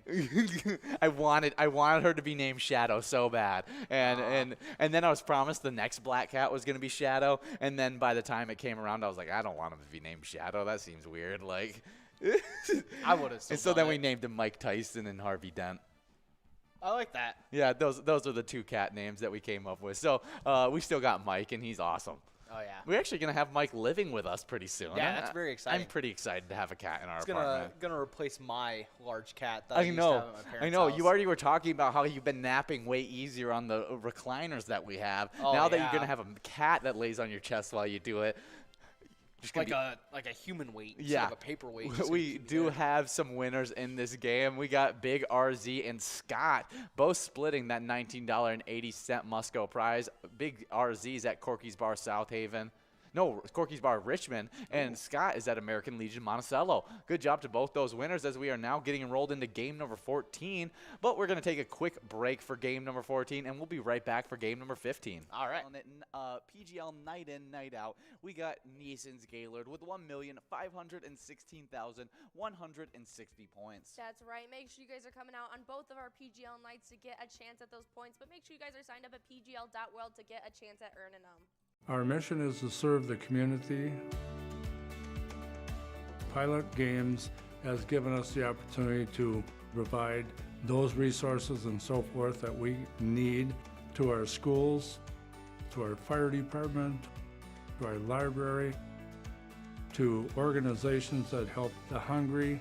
All of those are all made possible by the Pilot Games organization.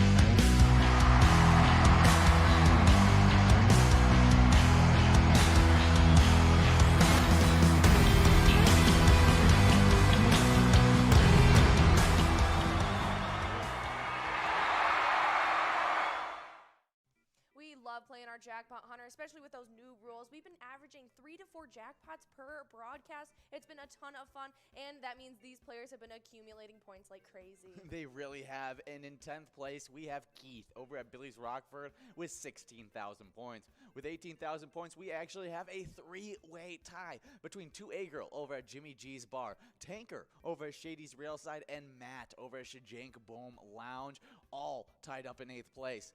7th place, we got Godness over at Mainline Bar and Grill with 20,000 points. With 23,000 points, we have the number 6 player, Brother Nat, over at CW's Bar and Grill. 5th place, it's Bowl over at Corner Bar and Goodhue with 24,000 points. with 25,000 points. The first player in that 25,000 point club. In fourth place is Elsa over at Titan Sports Saloon. That number 3 player, it's not Lucky at Corner Bar and Goodhue with 39,000 points. But then that number 1 player in the Jackpot Hunter standings is actually 2 different players, because Bobo over at Corner Bar and Goodhue has now tied up Kev over at the Deer Stand, both of them with 52,000 points. Oh yeah, absolutely crazy. But on the location side of things, all of our locations are in that 25,000 point club or higher. Super exciting to see this early on in season 11. We got Shajank Boom Lounge in 10th place in Grand Meadow with 26,000. 9th place, we got American Legion Fridley with 28,000. With 29,000 in 8th place, we have Carboni's Pizza CR Billiards. In 6th place, we have a tie between Titan Sports Saloon in Oakdale and Country Lounge in St. Paul, both with 30,000 points. 5th place, it's Duff's Tavern on Main in Vermilion with 32,000. With 33,000 right in front of them. In 4th is the Deer Stand in Deerwood. 3rd place, it's Concordia Lanes in New Ulm with 34,000 points. In 2nd place, though, jumping up into that 50,000 point club, it's that Sundance Golf Banquet Bowl in Dayton, now with 51,000 points. But that number 1 location is skyrocketing above the rest. A Corner Bar Goodhue reigning in first with 127,000 points. Oh yeah, well, keep on accumulating those points, locations, and players by playing that Jackpot Hunter $1 edition from 4 all the way till 6. Absolutely.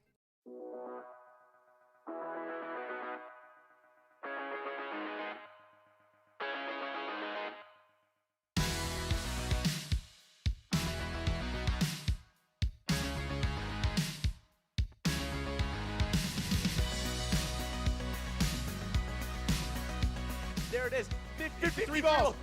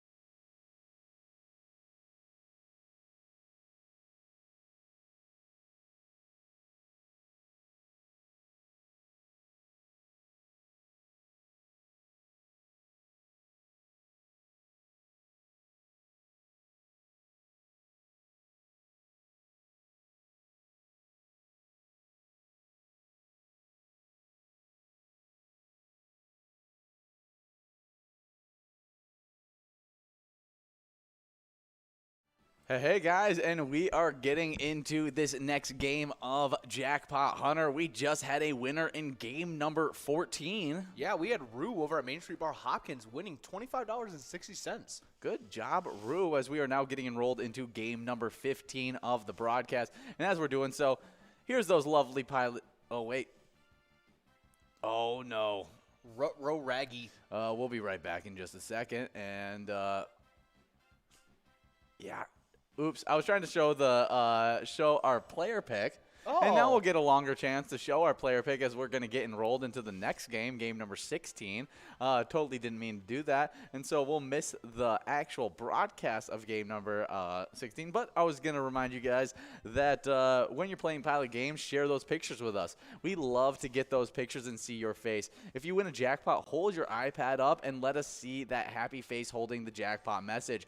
Send us those pictures of you playing with your friends or your favorite bartender. You could share your pics on Facebook or by emailing them to jackpots@pilotgames.com. And so definitely share those player picks. We love getting those ones, even if they're not with a big jackpot. They're super fun to see those those player picks if it's just you having fun.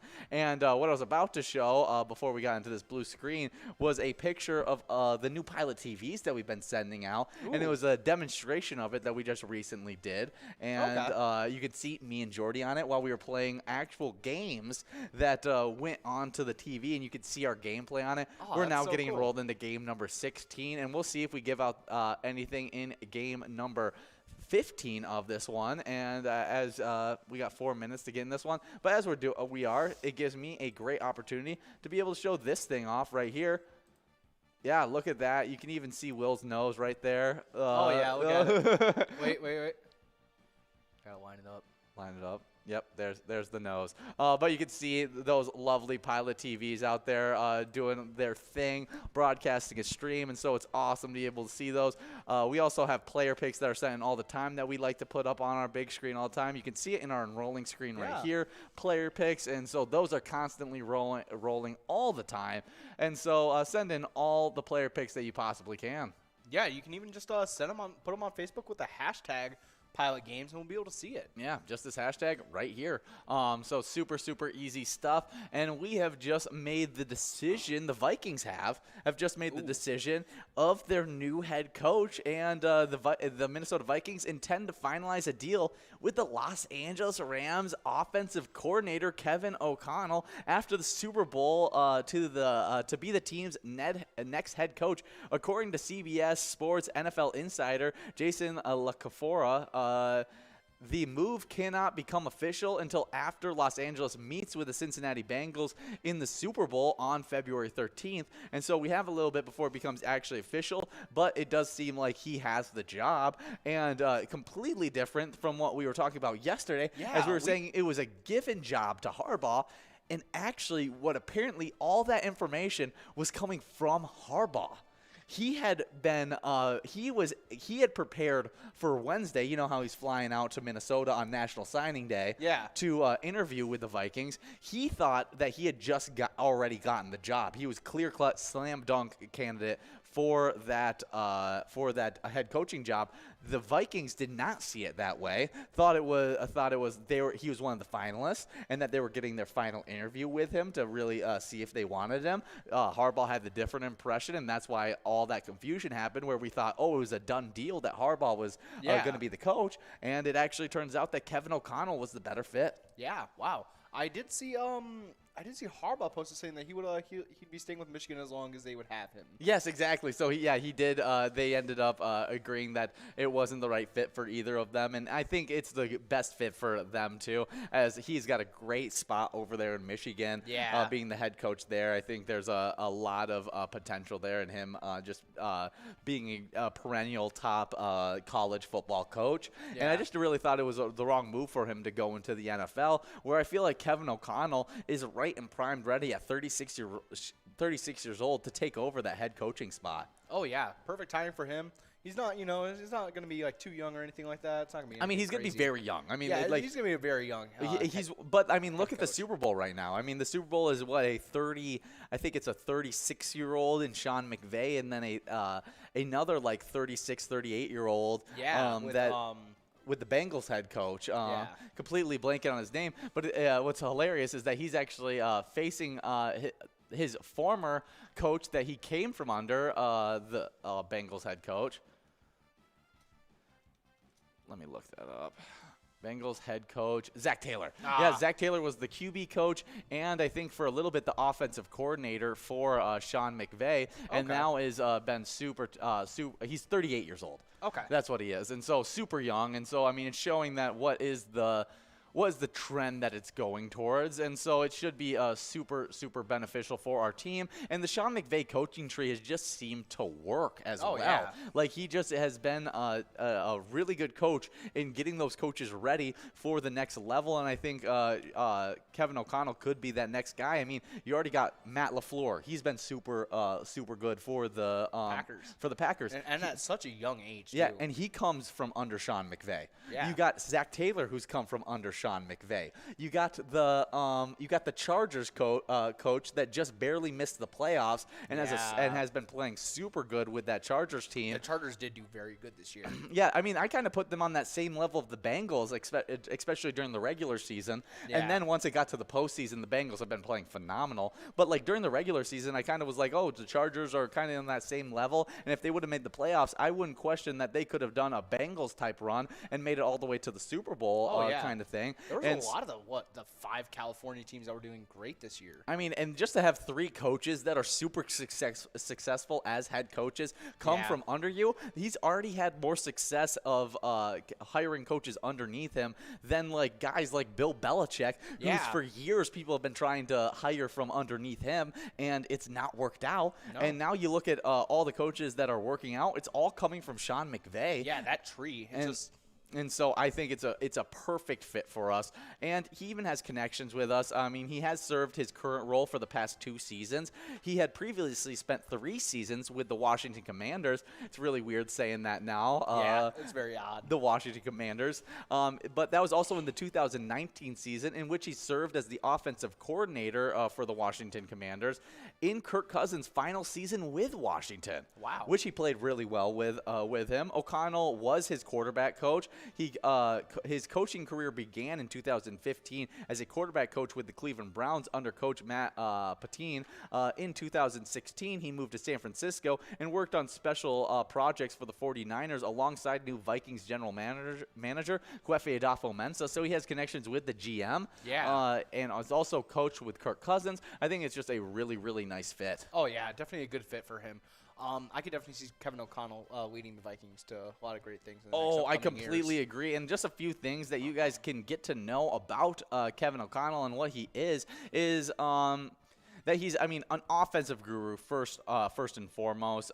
He's just super, super important. He's a part of that Rams offensive brain trust that creates those game plans and has made it one of the best offenses in the entire NFL. And he's been helping Sean McVay with that for the last 2 years.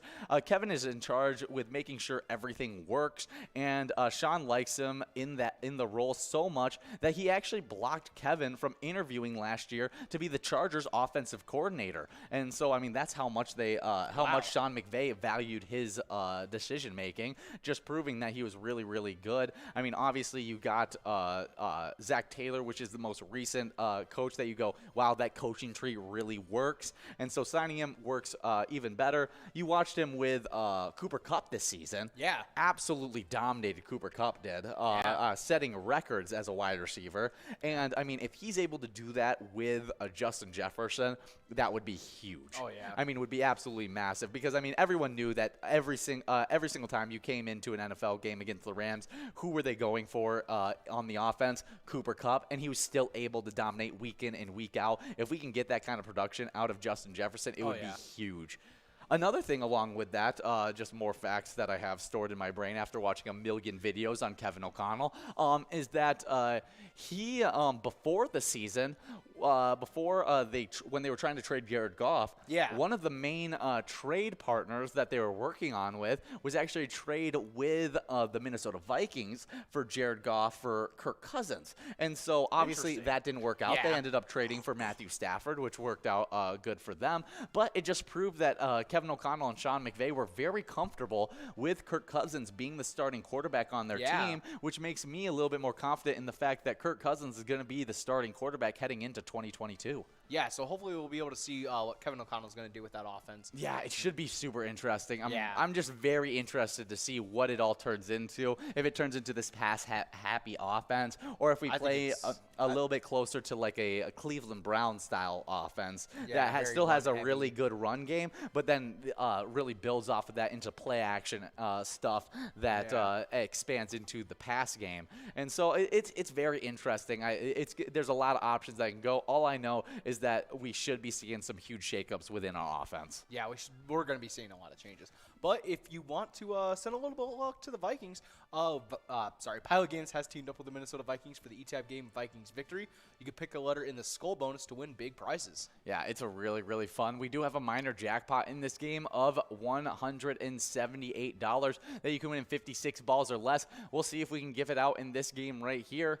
As balls are now dropping, let's see who is the first to pop up on that scrolling screen. We got Who Am I? Elephant? Devious MC. Colleen S., who just won in the last game. We'll see if they can take home any of these prizes. As we talk about these Jackpot Hunter standings, what you guys are earning points for right now. Oh, yeah, kicking it off in 8th place. We have a 3-way tie between Two-Way Girl at Jimmy J's Bar, Tanker over at Shady's Railside, and Matt over at Shajanka Boom Lounge at 18,000 points. Ooh. In 7th place, we have Godness over at Mainline Bar and Grill at 20,000 points. In 5th place, we have Bull from Corner Bar Good Hue in a tie with Elsa from Titan Sports Saloon at 25,000 points. In 4th place, previously in 6th, making a bit of a jump forward, we have Brother Nat over at Chart House at 26,000 points. Ooh. At 39,000 points. In 3rd place, we have Not Lucky over at Corner Bar Good Hue. In 2nd place, previously in 1st, we have Kev over at the Deer Stand at 54,000 points. Getting pushed out of the tie with Bobo over at Two Brothers Bar and Grill, who's at 56,000 points. Good 2,000 points ahead of Kev. Super close race in that 1st and 2nd place spot. But I'm watching out for Brother Nat, who had that huge jump from 6th all the way to 4th place, passing up Elsa, Bowl, other big-time players. I mean, you get into that 26 point mark and closing that gap between them and Not Lucky, who's sitting in 3rd. Not Lucky has been creeping on that 50,000 point club for a little bit, right around 40,000 points right now, and could easily get a good push, but Brother Nat could just as easy break that gap and start competing for that 3rd place spot. Yeah, I think we might be seeing a 3rd place tie here pretty soon. Ooh, that may happen. Let's talk about these location standings, though, as we are at 56 balls dropped in this one. We're moving on to a must-go prize of $38.80. In 10th place in our location standings, moving from unranked to 10th place, we got the Sunset Grill in Spring Lake Park with 27,000 points. With 28,000 points in 9th place, we got American Legion Fridley. 8th place, it's Carboni's Pizza CR Billiards in Coon Rapids with 29,000 points. Before I head into this top 6, we do have a winner. Yeah, we have Kurt Ism over at Shajanka Boom Lounge in Grand Meadow taking home that $38 must-go prize. Good job, Kurt Ism. And working on that hat trick. Yeah, and that means that jackpot is going to continue to grow into this next game, game number 18 of the broadcast, and that minor is already at 56 balls or less. It's not going to be clicking up in this game, but if it gets over $200, already over $200. If it doesn't go out in 56 balls in this game, it's going to be clicking up to 60 balls into the next one. But let's talk about these top 6 locations. In a 2-way tie in 6th place, we got Titan Sports Saloon in Oakdale, as well as Country Lounge in St. Paul, both with 30,000 points. With 32,000 points in 5th place, we got Duff's Tavern on Main in Vermilion. In 4th place, we got the Deer Stand in Deerwood with 35,000 points. Now, in 3rd place, we got Concordia Lanes in New Ulm with 40,000 points. With 51,000 points, the first player in the 50,000 point club. In 2nd place, we got Sundance Golf Banquet Bowl in Dayton, and they're the only player in the 50,000 point club because the number 1 player is actually in the 125,000 point club with 131,000 points. In 1st place, it's Corner Bar in Goodhue. Wow, that is crazy. Yeah, first, though, we got some celebrity birthdays as we're heading into this game number 18 of the broadcast. And the first one is born in 1809, Felix Mendelssohn, also known as Jacob Ludwig. He was a German composer and pianist, did the Italian symphony Song Without Words. Okay. He was known. He was also a plant A pianist. Pianist, organist, and conductor for the early Romantic period. Super cool stuff. He included symphonies, corsettos, piano music, organ music, and chamber music. Wow. I mean, just seems like he really advanced a lot of that music in the early Romantic period, and really developed. Wow, only lived 38 years too. Wow, I mean, but still had a huge impression on the music world. Oh yeah, and someone who made an even bigger impression, which is one of the reasons why we have one of our national days. We have next up on our national birthdays, born in 1821. We have Elizabeth Blackwell, English-American physician, who was the first woman to receive a medical degree in the United States. And you know that she was the only reason she didn't get to become a surgeon is because she lost sight in her left eye after performing a after helping a baby who had some type of disease in both their eyes. Really? Yeah. And it spread to her? She made contact with her left eye, and she lost sight in it. Wow, Yeah. that's crazy. They're not 100% sure. They believe it might have been something that the baby got from the mom, from like something like an STI that got passed to the baby. Back then. Really, really disappointing. We do have some facts about her. She was born into a family of reformers and activists. Doesn't surprise me with the ability to push through so many of those glass ceilings that were ahead of her in her life, being able to push through and become that first woman to get a medical degree. Oh, yeah. I mean, just something that no one had ever seen before. Probably got so much backlash for even attempting to do that, and then being able to actually make it happen even bigger. And the fact that she would have been able to be a surgeon too if it wasn't for the fact that she lost sight in an eye. Yeah. That is crazy. She would have been the first female surgeon as well. That's crazy. It's actually a dying friend was the first to encourage her to pursue medicine. That's very interesting. And so that's odd. Wow. Yeah, that's I mean, really sad, but I mean it's what pushed her to become the woman she is. And yeah, he even said that if she would have treated him, he believes that he would have been fine. Wow, that's crazy. The only medical school to admit Elizabeth Blackwell did it as a joke. Oh, that's kind of cruel. That's crazy, and still got there. She got rejected across the board, but was then able to get into Geneva Medical College, now known as Hobart William Smith College, and was able to get that degree. Yeah, and we have a winner, JSV, over at Pebble Creek Golf Course in Becker, taking home that $39 must-go prize. Good job. Good job in this game number 18 of the broadcast. We're now going to get enrolled into game number 19. Yeah, Elizabeth Blackwell's sister also became a doctor. Wow. Inspired by her sister, Emily Blackwell decided to follow Elizabeth into medicine. After being rejected by a number of schools, including Elizabeth's alma mater, she was finally admitted to Western Reserve University, now Case Western Reserve, and graduated as America's third woman doctor in 1854. Wow. Yeah, Elizabeth Blackwell founded a college for women and taught as a professor during her time. Super cool thing there. Yeah. And then that final one was Elizabeth Blackwell actually never married. Was super focused. Yeah, none of the 5 Blackwell sisters wed either. Wow. I mean, was super focused on I mean, I can't imagine having the time to marry with everything that she did in her life.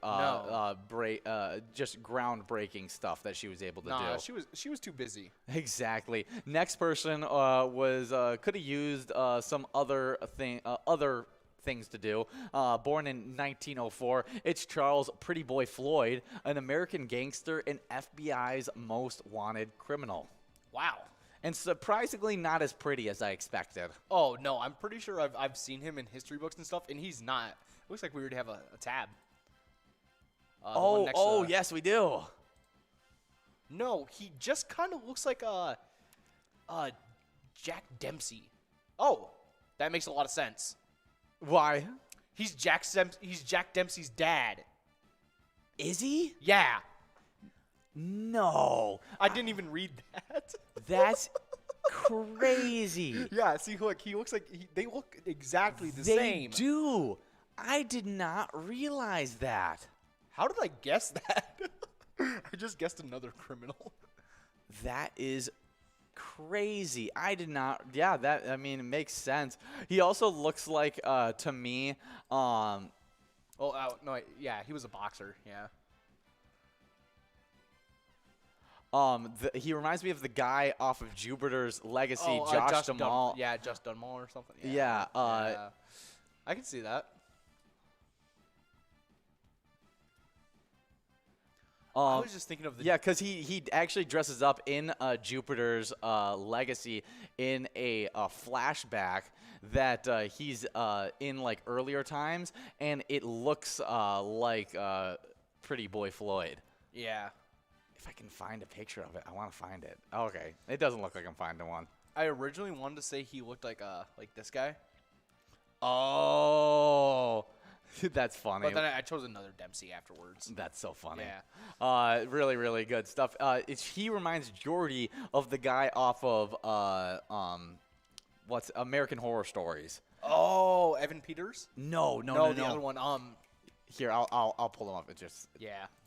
Yeah, you can just type in AHS, and it'll come up. Yeah.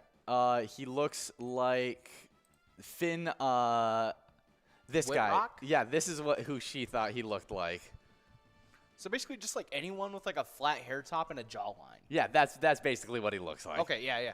Next up, known for probably the most amount of insurance claims as anyone on this list, born in 1914, we have George Nissen, American inventor. He created the trampoline. Oh, the trampoline was awesome. Yeah, the trampoline was great. Great invention. Did your parents ever let you have one? See, this is a story. Never had one throughout most of my growing up. My neighbors had ones, and I played on those ones a lot. Yeah, and your parents were fine with that. And we're completely okay. But we didn't get one until it came with the house when we moved into Arizona. Now, if you really think about Arizona, there's no grass in Arizona. What our backyard was a pile of stones in the backyard. And so we were jumping around on this ranky-danky trampoline with no screen around it, no fence to keep you from falling out of it, in a pile of rocks. Yeah, and with your family, that just sounds like an insurance problem. Yeah, I'm and sorry. somehow nobody broke a bone. I fell onto those rocks so many different times, never did anything to myself. I did backflips on that trampoline all the time. I did front flips. I did all sorts of different things, and still didn't break a single bone. I still don't know how I didn't do that. I mean, yeah, but think about it like this. I've never broken anything, and Gordon, the inside twin, he's broken stuff. That's hilarious. I almost feel like the more you get yourself into those situations, the more you know how to handle them, and so you don't break your bones. Oh, yeah. Next, for a winner, we got a player over at Don's Corner Bar in Dundas taking home that $314 minor and that must-go prize. Good job. Yeah, really good. Home like three. Yeah. Yeah, like over 373. Super good stuff for that player right there. Getting our minor jackpot of game number 19. Now we're getting enrolled into game number 20. Just enough time, I feel like, to build up this minor one last time to try and give it out in the final game of this broadcast, because we still got 21, 22, and 23. So 4 more games left to be able to build this jackpot up. 2 minutes and 13 seconds to do so. That major is still very doable at 51 balls or less. And so keep on getting enrolled and press and play as we keep on going through some great celebrity birthdays. Born in 1940, we actually have the greatest Minnesota Viking quarterback of all time, Fran Tarkenton, NFL quarterback for the New York Giants, and mostly known for his career with the Minnesota Vikings. Absolutely dominating. He's fourth all time in for passing yards, I think it is. Okay. For all players, for the entire NFL. The entire NFL. Yes.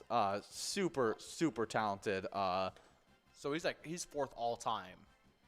Yeah, okay, here's a little thing. Most underrated quarterback of all time, and I could agree with that one. Recently, everyone's been talking about Brett Favre and whether he's the most overrated quarterback of all time. Yeah, possibly. It could be the case. He did have a really good season with us, which I will never forget. But the most underrated quarterback of all time has to be Fran Tarkenton. Before Marino broke his record, Favre broke Marino's, and way before Peyton breaks Favre's, there was a quarterback who held all the records, and his name was Fran Tarkenton. In his 18 NFL seasons, Fran Tarkenton completed 3,686 of 6,467 passes and had 47,003 yards and 342 touchdowns. He set all of these records. As he's been passed up, he certainly has, but there are some things to compare. That's like a 60% pass rate record? Yeah, I mean, really, really talented quarterback, especially for the time that he was playing quarterback, was way before anybody was doing these pass offenses. Yeah, that was during a very run-heavy offense. Exactly. Of those quarterbacks who played during the erratic John Halba is the closest in this time period. Quarterbacks were not supposed to throw this many touchdowns or for this much yardage. Like the typical quarterback of this time, he was aggressive and inaccurate. He threw many passes and still only mustered up only 244 touchdowns and 33,503 yards. Tarkenton also retired as the all-time wins leader of the NFL, a record broken now, but he was the Maradona. He was just really good in football and super. Do you think that was supposed to be Madonna? I don't know what that is. Maybe. I mean, it just was super. He played in 9 Pro Bowls. Just one of the greatest quarterbacks of all time, and doesn't get recognized as one. That makes a lot of sense. So super cool player that was able to play for our Minnesota Vikings, Fran Tarkenton. Oh yeah. Next up on our celebrity birthday list, also in the NFL, we have born in 1969. We have Jeff Christie, American NFL center. He played from 1993 up until 2002. He was a 3-time. He was in the Pro Bowl 3 times, Super Bowl champion. And he played for the Minnesota Vikings and the Tampa Bay Buccaneers. Yeah, really good career for him, getting into those 3 Pro Bowls, and was just a super talented center. He was also for the Arizona Cardinals, too. And, yeah, wow. Played 148 games and is 53 today. Yeah, happy birthday. Yeah, born in 1976. We got Isla Fisher, Australian actress in Arrested Development and The Great Gatsby, and has been in so many different things. Other than that, I know some of her biggest work, it wasn't even listed on this list, like Confessions of a Shopaholic. Is that what it is? Yes, Confessions of a Shopaholic, Wedding Crashers, and yeah, Now You See Me. Those are classic. Yeah, I mean, just a huge actress. And what was even crazy is I didn't realize that she was married to Sacha Baron Cohen, who is that guy who plays Borat. Oh, in all those movies, and has been with him for forever, and is just a super funny combo, as I've been seeing her for forever, and I just wouldn't expect that. Yeah, because I remember her back when she was in Scooby-Doo. Yes, because she was Mary Jane. Yeah. We do have a winner on this one. It's Spen Jam over at Don's Corner Bar in Dundas, taking home that $36.80 Musco prize. Good job, Spen Jam. Oh, yeah, good job. But happy birthday, Isla Fisher. We still have one more to go through. Oh, yeah. Probably my favorite one on the list. Yes. Yeah, definitely. Born in 1978, Adrian R. Monti, American actor. You guys probably aren't going to know him by that name. Definitely not. But he was known for being in The Sweet Life of Zack and Cody. He was – sorry, I got to – one sec. Take a quick sip of water. Clear out that throat so you can say this. He played as Esteban Julio Ricardo Montoya del Rosa Ramirez. Yes, good. Nobody messes with Esteban Julio Ricardo Montoya del Rosa Ramirez and gets away with it. No one has the time. It's great. It's great. I love Esteban. One of the best characters from that entire show, Sweet Life of Zack and Cody. Oh, yeah. And what's awesome is the dude hasn't aged at all. Seriously? Like, the dude still looks just as young as he did when he was on that show. Just has some facial hair rocking with it now. Nah. And does Esteban have a mustache now? Esteban has a beard. Yeah, he has, but like still looks great for his age. He looks like the same person. I don't know. Do you remember the seance scene when they're all at the table and he's like, oh, he's like screaming and stuff. He's like doing like the fake seance. Probably my favorite scene of his because he's like screaming and stuff in the back. It's just all over the place. Does he make it on the Sweet Life on Deck? No, he doesn't. Oh, he must appear at some point on Sweet Life and Deck as like a maybe a few episodes or something like that. Yeah, I think he says like goodbye or something.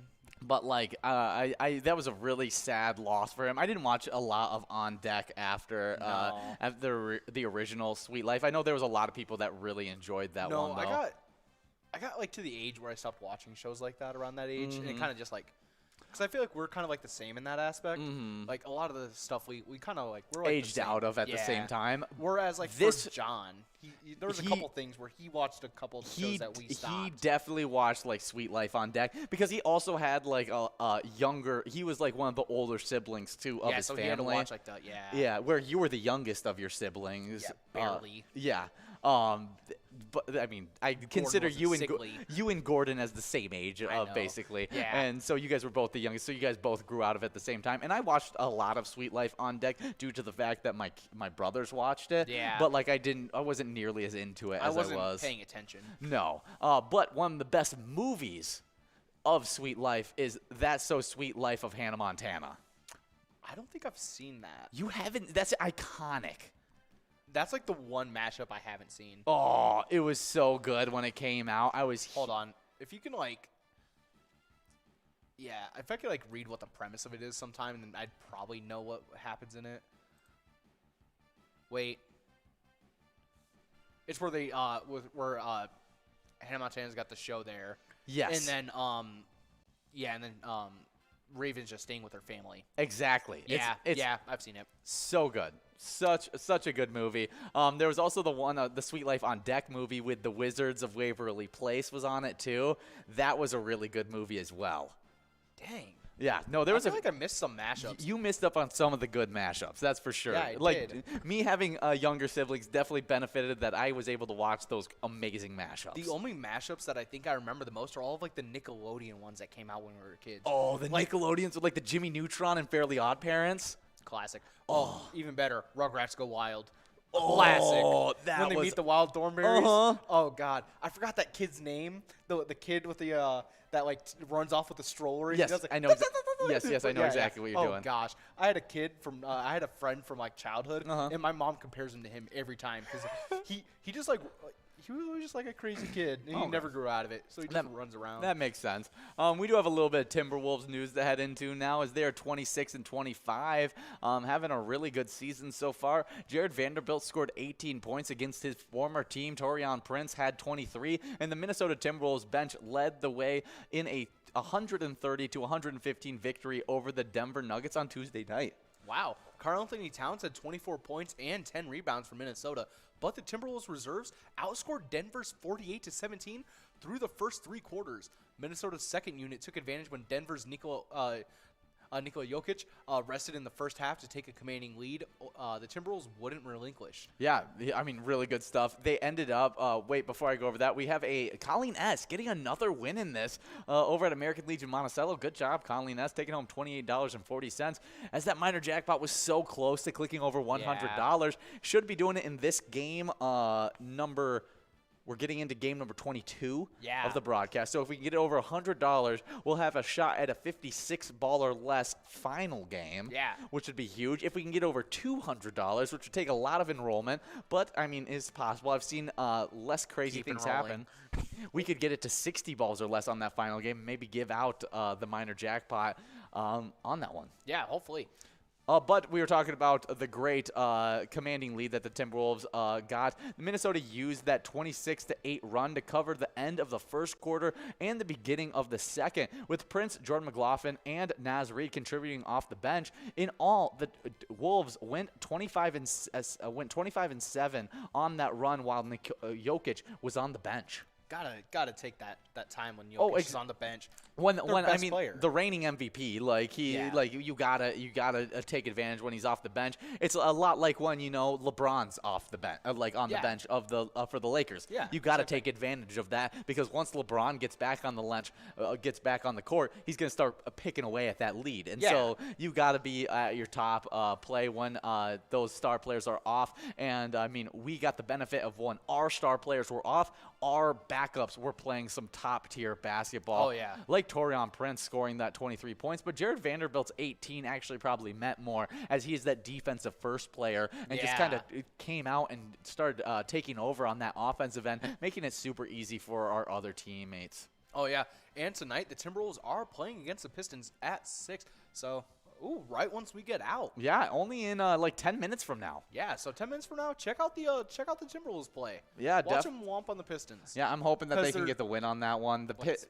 The Pistons aren't that good. So if our Timberwolves can't win this one, I really hope that they can. It would be an uncharacteristic loss for our Timberwolves, and they'll just need to stay focused in this one. But, I mean, they do have some really good players. They got one most improved player of the year candidate from last year in Jeremy Grant and the #1 overall pick in Cade Cunningham over there with the Pistons. Yeah, because they play he was in the Rising Stars tournament, wasn't he? Exactly. So, I mean, super talented team. Just hasn't been able to put it together as a unit. Yeah. And I think our Timberwolves are a little bit more put together. So, hopefully we can get that win. But let's head into these Twiking Zone as we already played some Vikings bingo today, and our top 5 right now is sitting like this because we are in game number 21. 5th place, we got a 2-way tie. It's Steve over to our place on 3rd with 49 points, tied up with Yo-Yo at Halfley's Bar, both in 5th place. 4th place, it's Bryzo over at the Atomic Star Tavern with 50,000 points. With 59,000 points, getting bumped back 1 spot. It's a big-time player in 3rd place, Scrub-Eye at VFW Blaine. But we saw Scrub-Eye getting wins today during Vikings Bingo, and we may see them catch up to this #2 player who's only 1,000 points ahead of them with 60,000 points, and that's Elsa over at Titan Sports Saloon. But I'll never count Elsa out, as she is that Season 9 champion in the Twiking Zone.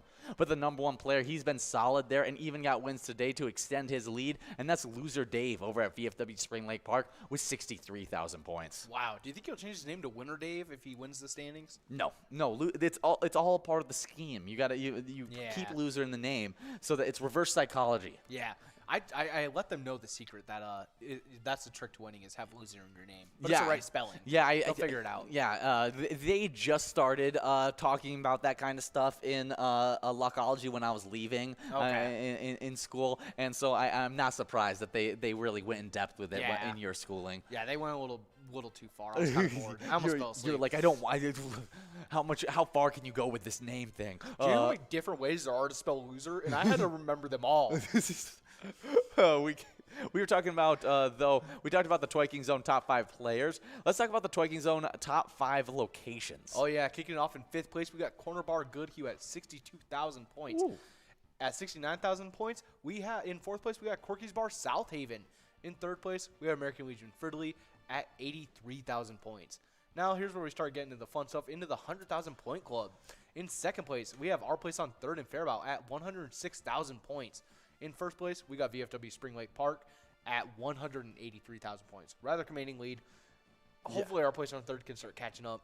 We do have a winner in this game right here. It's Rocket Girl over at American Legion North Mankato, taking home that $29.40 must-go prize. And that means that minor jackpot is going to be clicking up to 56 balls or less in this final game of Jackpot Hunter. So make sure you guys continue to get enrolled into game number 23. We only have this game of Jackpot Hunter and one more game of Lucky 4 Bingo, and then we're done with our broadcast. And so keep on playing and win some good prizes. Yeah. Hopefully we can hand out that jackpot one more time. That's what I'm hoping for. 56 balls less, very doable. Might as well hit it in 51 balls and take home the whole lot of it. Oh, yeah. While you're at it, 43. Yeah, yeah.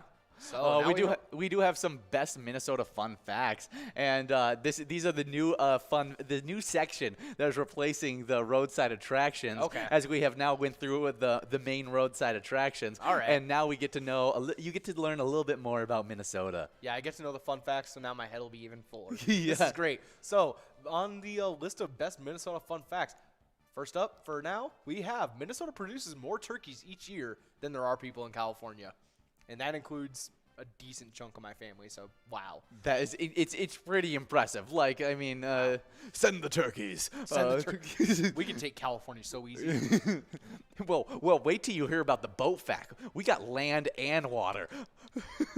We got them. We're gonna be coming from land, air, and sea, especially if we bring in those prairie chickens. Oh, they're done for. Watch out.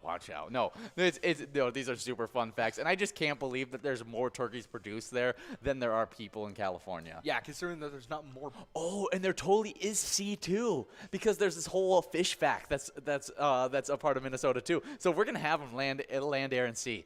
We're gonna be able to take over California, and then we're gonna take Disneyland, and nothing else. Nothing else. Just Knott's Berry Farm. Disneyland. Never mind, Knott's Berry Farm. Knott's Berry Farm. Just America's those two. first theme park. Oh, really? I didn't know that. Yeah, it's got all the. I don't even know what Knott's Berry Farm is. Like, it's owned by the same company as Cedar Point, I believe, which is it's like the Six Flags company basically. Knott's Berry Farm is KNOTTS. Yeah, I just want to see it. Okay, it's a 57-acre theme park located in California. Yeah, Buena Park. Wow, operated by Cedar Fair. In 2015, it was the 12th most visited theme park in North America, averaging approximately 4 million visitors per year. Yeah, it's a fun place. That looks like a sweet park. I've never seen this place before. And then every you know how they do this? Oh, I've seen Knott's Berry Farm before. I just didn't even realize that I'd seen it before. It's the logo that gets you. Yes, the logo. Yeah, it's all the what are the name of the characters? From why am I blanking? It's like Charlie Brown and all them. They're the something characters. Oh yeah, you're talking about the peanut. Yeah, the Peanuts. Yeah. That's awesome. I didn't realize that they were connected with the Peanuts. Yeah, that so makes it even there's better. Snoopy there and all that. It's so much fun. That has to be just pop it in my head. Ohio State song has to be one of the best state songs. Is it? Yeah, it's not Snoopy, it's Sloopy, but hang on Sloopy. Sloopy, hang on. Yeah. So super good state song, even though I hate the state. In 5th place in our Jackpot Hunter standings, we have a 2-way tie. It's Bull over at Corner Bar and Goodhue with 25,000 points, as well as Elsa over at Titan Sports Saloon. 4th place, moving from 6th place all the way to 4th place, we got Brother Nat at the Chart House with 26,000 points. With 39,000 points in 3rd place, we got Not Lucky at Corner Bar and Goodhue. 2nd place, it's Kev over at the Deer Stand with 54,000 points. Kev was in 1st place, but got bumped back because they were tied with Bobo, and Bobo has now taken sole possession of that 1st place over at Two Brothers Bar and Grill with 56,000 points. And on the location side of thing, in 5th place, we have Duff's Tavern on Main and Vermilion at 32,000 points. In 4th place, we have the Deer Stand in Deerwood at 35,000 points. In 3rd place, we got Concordia Lanes in New Ulm at 40,000 points. And in 2nd place, we got Sundance Golf Banquet Bowl in Dayton at 51,000 points. And in 1st place, with a commanding lead, we have Corner Bar Goodhue in Goodhue at 131,000 points. Wow, and let's see if we can give out this jackpot as you just finished those standings. Let's see right here. No, that jackpot is clicking over to tomorrow's happy hour. So it's going to be you and John trying to give that one out. Oh, yeah. We'll see if it can go out tomorrow. I mean, it will go out tomorrow. It just is a matter of time. And so it's not going out here. We do have a $46.40 must-go prize to give out before we get enrolled into some Lucky 4 bingo action. Oh, yeah. Hopefully we can give out that $57,000 jackpot. Ooh, we got a couple winners. We have Big RZ over at Corky's Bar in Richmond and My Z Turn over at VFW Columbia Heights, splitting that $46 must-go prize. Good job, you guys. I wonder what a Z-turn is. Like, I know what a U-turn is, but I don't know what a Z-turn is. Maybe I feel like that's just swerving around the road. I don't know if that's safe. Yeah, Z-turn is that test that Canadian company does to test if cars can go around moose. Really? Oh, like the Z-turn mowers or something? No, I just looked up Z-turn. But no, there's a test that a Canadian safety company does where it's these two sharp curves. It's called the moose test. Okay. And it's just to see if a car will go on its like two wheels, and they test it with like the weight of like people in the back, if you are hauling something in the back, and then they just test the weights. SUVs like roll every time. That is insane. Like I'm pretty sure the car I have out in the parking lot rolled on it. That's crazy. We got 1 minute and 40 seconds to get enrolled in this one, and as we're getting enrolled, we got a great This Day in History. Oh yeah, on February 3rd, 2002, the New England Patriots shook football fans everywhere by defeating the heavily favored St. Louis Rams 20-17 to take home their first Super Bowl victory. The Pats kicker Adam Vinatieri made a 48-yard field goal to win the game just as the clock expired. And I remember watching Vinatieri play when I was younger, and he's Oh, such a good. I mean, who doesn't? He just retired a few years ago. Like Yeah, I know. at like 53. Yeah, but that's because kickers can play forever. Yeah, I mean, but even for kickers, he survived. He was yeah, up there. Yeah, absolutely insane. I'm pretty sure that's about how old my mom is. I Just about. Yeah, I mean, I just jaw dropped with that. But let's. I couldn't imagine my mom kicking a 2-yard field goal, let alone 48. That Super Bowl that took place in the Super Bowl in New Orleans had 73,000 people in attendance and was. No,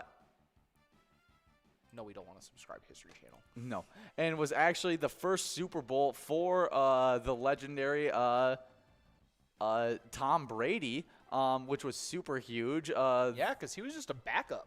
Yeah, exactly. Wait, well, no, that was during the season, and then they offered. He was a backup during the playoffs. He didn't start in the NFC or AFC championship game. It was gosh, why am I blanking on his name? It 100% is. I know. Yeah, it's but no.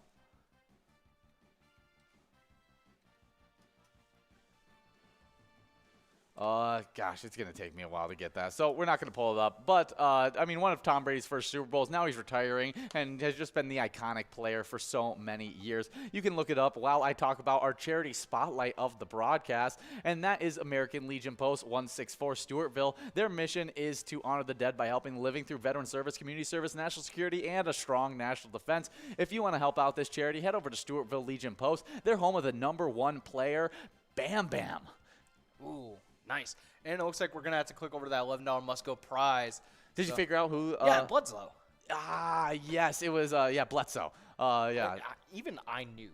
Yeah, I knew it. It was just I couldn't think of it. Yeah, he started in the NFC Championship game ahead of Tom Brady. He got injured. And no, but he was injured. He got injured in the regular season. Yeah. Came out. Tom Brady then played phenomenal through the rest of the season. Yeah, because I remember people wanted Brady to play in the NFC Championship game. Yeah. Then he played, didn't play really that great. And then they tossed And Brady so back then in. Tom Brady went back in for the Super Bowl, and then everything is the rest is history. And we have a winner, Tylissa, winning $11. Lucky numbers are going to be 10, 14, 63, and 74.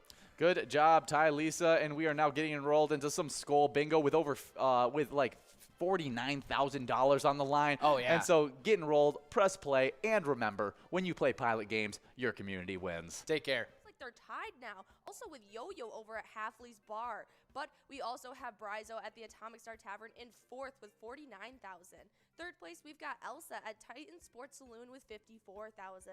2nd place, it's Scrub Eye at American Legion Fridley with 56,000 points. But our #1 player right now is Looser Dave over at Finlayson Municipal Bar with 59,000 points. Yeah, good job to all of those players. I mean, some really nice ties there. In the location side of the standings, though, in 10th place, we got Broadway Pizza in Blaine with 44,000 points. With 49,000 points in 9th place, we got Main Street Pub in Kimball. In 7th place, we got a two-way tie between Eagles Rochester and Titan Sports Saloon in Oakdale, both with 54,000 points. With 59,000 points, we got in 6th place Atomic Star Tavern in Mankato. 5th place, it's Corner Bar in Goodhue with 60,000 points. With 69,000 points in 4th place, we got Corky's Bar South Haven. 3rd place, American Legion Fridley with 83,000 points.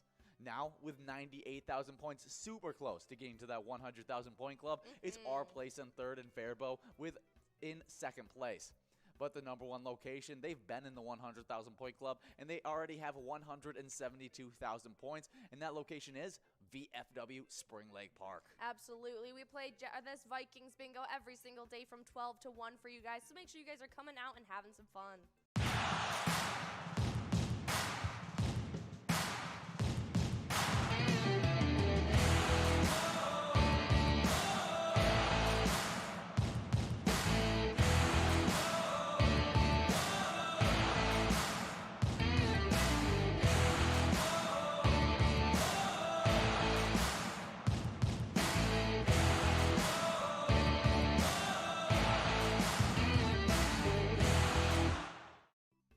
PGL nights are some of the best bingo nights to come out for. We have them on Wednesday nights, and we got them on Tuesday nights, and some of these standings have been so crazy, as you can really accumulate a lot of points in just one night. Oh yeah, that makes all the difference. But starting off with our players, starting off in 10th, it's Forget UD over at VFW Austin with 227,895 points. In 9th place, we got Big Pimpin' over at Incline Station Bowling Center with 289,805 points. But in 8th place, we got Big Dog over at Rustic Saloon with 290,540 points. 7th place, it's Bryzo at the Underground Bar and Grill with 322,115 points. With 329,730 points in 6th place, it's Sarah Honey at VFW Austin. In 5th place, we got Nixon over at the VFW Roseville with 330,180 PGL points. But in 4th, we have Kick Your Arizona over at the Beach Club Bar and Grill with 345,585 points. In 3rd, though, we have Wet Santa over at Duffy's Bar and Grill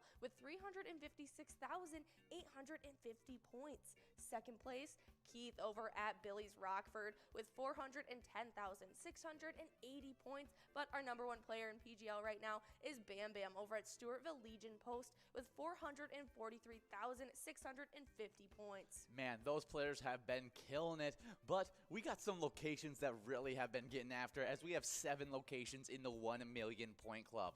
But in 10th place, we got Cabin Bar Nicolette with 798,285 points. 9th place, LJ's in Miltona with 835,700 points. 8th place, it's VFW Northfield with 977,640 points. Now let's get into that 1 million point club, because in 7th place, we have Blasco's Embassy Bar in St. Peter with 1,480 points. With 1,065,355 points in 6th place, we have Beck's Pub in Becker. 5th place, we got the Atomic Star Tavern in Mankato with 1,068,965 points. 4th place, it's a big-time location with some big-time players playing at it. It's VFW Austin with 1,079,085 points. 3rd place, we got American Legion Cleveland with 1,146,495 points. 2nd place, a big riser the last week, we have 3rd Rail Bar and Grill in Big Lake with 1,233,195 points. And then that number 1 location has been killing it in PGL night in, night out. We got Neeson's Gaylord with 1,516,160 points. That's right. Make sure you guys are coming out on both of our PGL nights to get a chance at those points. But make sure you guys are signed up at pgl.world to get a chance at earning them. Our mission is to serve the community. Pilot Games has given us the opportunity to provide those resources and so forth that we need to our schools, to our fire department, to our library, to organizations that help the hungry. All of those are all made possible by the Pilot Games organization.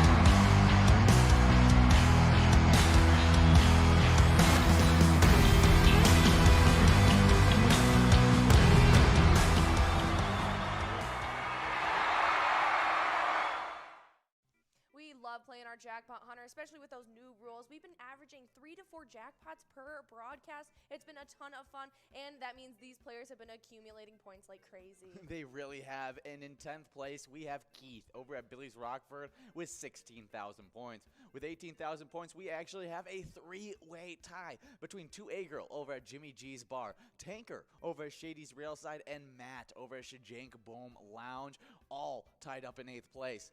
7th place, we got Godness over at Mainline Bar and Grill with 20,000 points.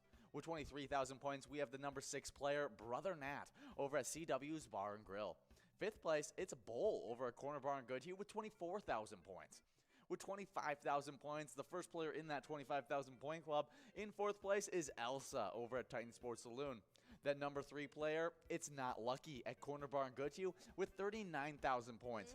But then that number 1 player in the Jackpot Hunter standings is actually 2 different players, because Bobo over at Corner Bar and Goodhue has now tied up Kev over at the Deer Stand, both of them with 52,000 points. Oh yeah, absolutely crazy. But on the location side of things, all of our locations are in that 25,000 point club or higher. Super exciting to see it this early on in season 11. We got Shajank Boom Lounge in 10th place in Grand Meadow with 26,000. 9th place, we got American Legion Fridley with 28,000. With 29,000 in 8th place, we have Carboni's Pizza CR Billiards. In 6th place, we have a tie between Titan Sports Saloon in Oakdale and Country Lounge in St. Paul, both with 30,000 points. 5th place, it's Duff's Tavern on Main in Vermilion with 32,000. With 33,000 right in front of them. In 4th is the Deer Stand in Deerwood.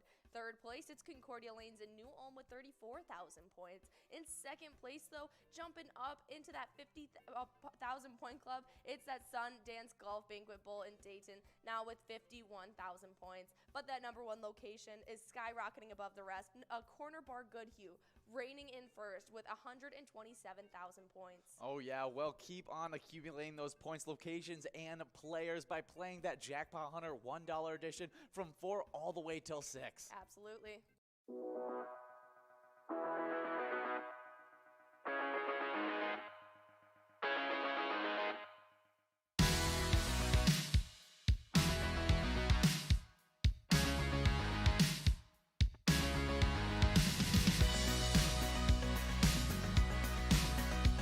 There it is, 53 balls.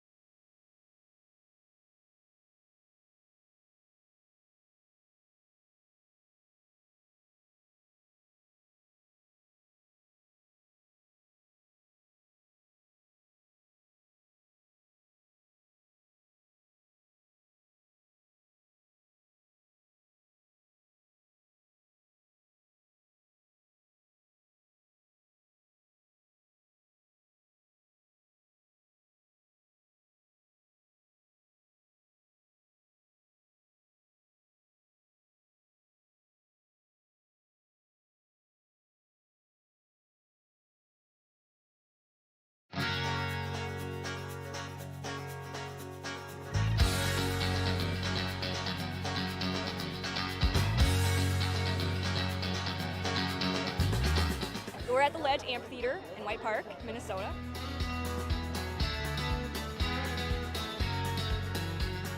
I saw the Blues Brothers 2 years ago with these guys. Blues Brothers 2 years ago was a lot of fun. Prior to that, it was the Beach Boys, and with John Stamos, it was awesome. I have never been to a PyCon event before. This is my first time, and I am loving it.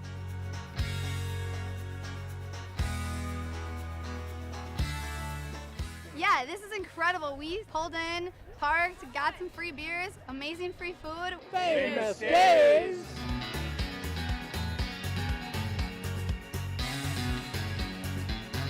Hey everyone, Famous Dave here, smoking up the best ribs in America. Having a great time so far. We got a picture with John Randall. It's pretty awesome. John Randall is like my favorite. Skol, skol, skol, baby! Really cool seeing John Kriesel. Really cool listening to him talking his story. This is my first PyCon, and I've had a blast.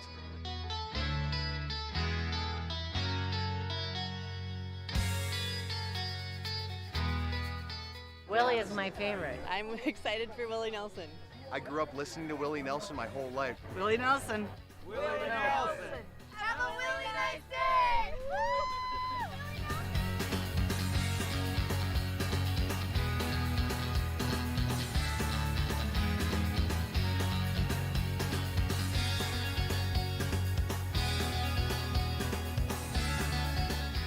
The entertainment, the people watching, cocktails, t-shirts. Drink and eat and be with everybody. Fabulous experience. Either way, I don't know why you would miss this. That's all I got to say. He said we're making sure to come every year. Get your butt here, man. Get your butt here.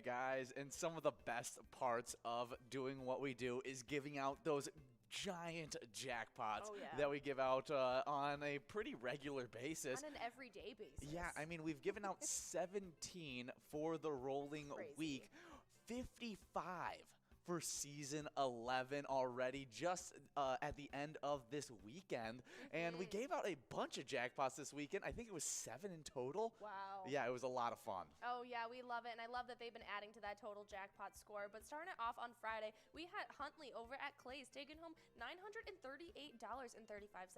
Really good stuff. We also had Kylie over at Blasco's Embassy Bar taking home $3,482. Oh, yeah, but on Saturday, we had Rock Chalk over at Lindsay's Barbecue and Grill taking home $705. Oh, yeah, and Saturday was a huge day because there's still 3 more jackpots to go over. One of them being Travis over at Lava Burger taking home $697. Sounds like a tasty jackpot. It definitely does. But we also had Patriot 22 over at the Muddy Cow Coon Rapids, who took home $990 on Saturday as well. Then that final Saturday jackpot was Nor over at Menard's Restaurant Rogers taking home $1,107. That's right, but we only had one jackpot to end off our Sunday, and that went out to Lundy over at Riverboat Depot, who got to take home $924. Oh, yeah, well, keep on playing this week and seeing if you can take yourself home a great jackpot. Oh, yeah.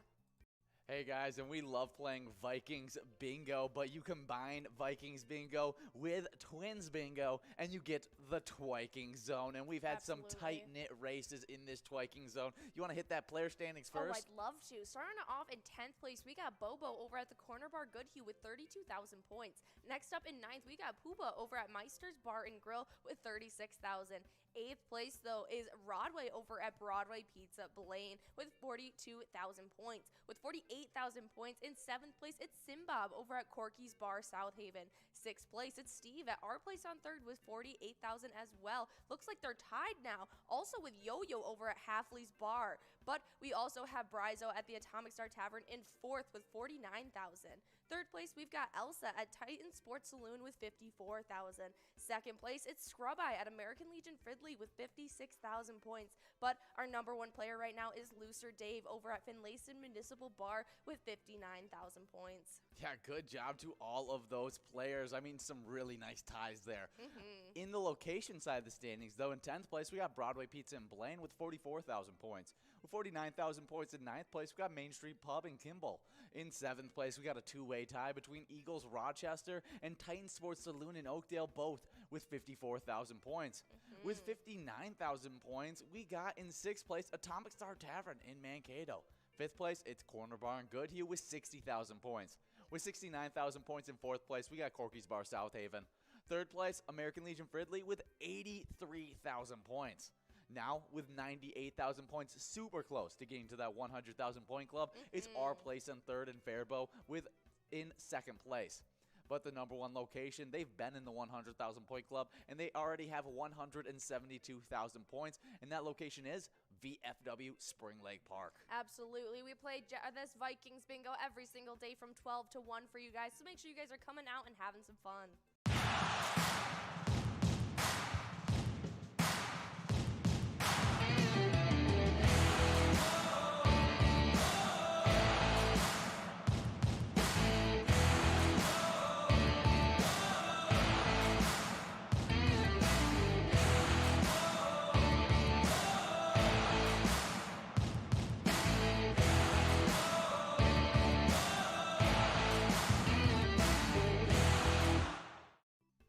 PGL nights are some of the best bingo nights to come out for. We have them on Wednesday nights, and we got them on Tuesday nights, and some of these standings have been so crazy as you can really accumulate a lot of points in just one night. Oh yeah, that makes all the difference. But starting off with our players, starting off in 10th, it's Forget UD over at VFW Austin with 227,895 points. In 9th place, we got Big Pimpin' over at Incline Station Bowling Center with 289,805 points. But in 8th place, we got Big Dog over at Rustic Saloon with 290,540 points.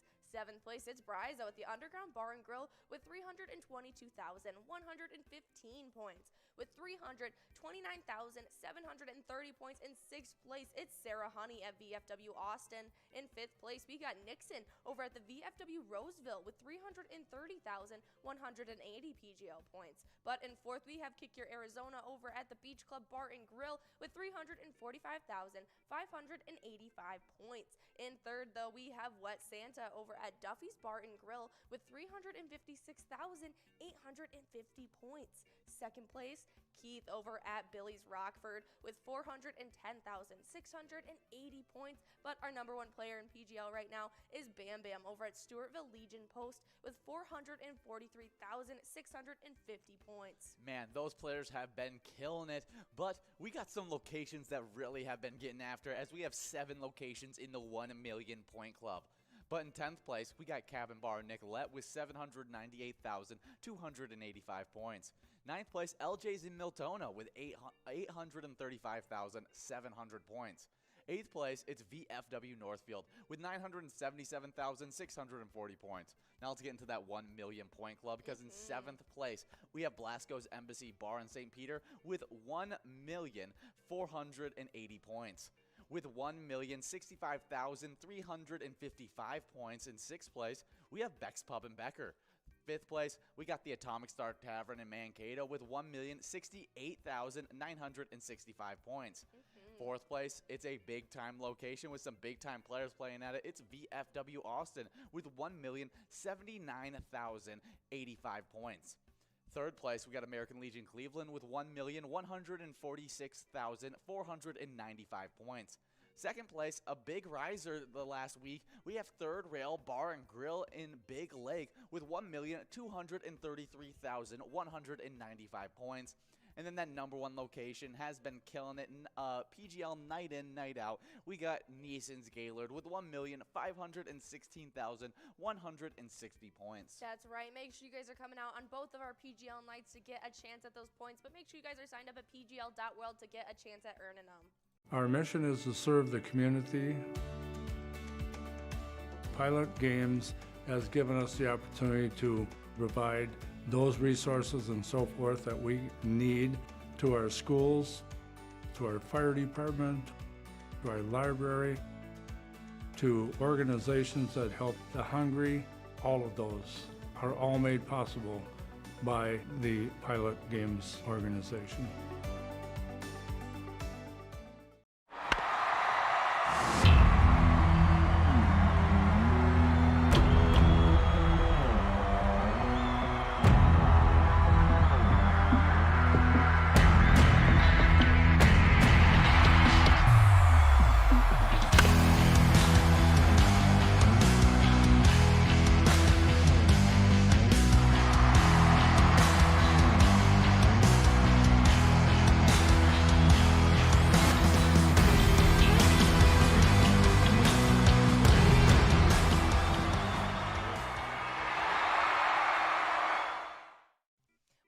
Playing our Jackpot Hunter, especially with those new rules. We've been averaging 3 to 4 jackpots per broadcast. It's been a ton of fun, and that means these players have been accumulating points like crazy. They really have. And in 10th place, we have Keith over at Billy's Rockford with 16,000 points. With 18,000 points, we actually have a 3-way tie between 2A Girl over at Jimmy G's Bar, Tanker over at Shady's Railside, and Matt over at Shajank Boom Lounge, all tied up in 8th place.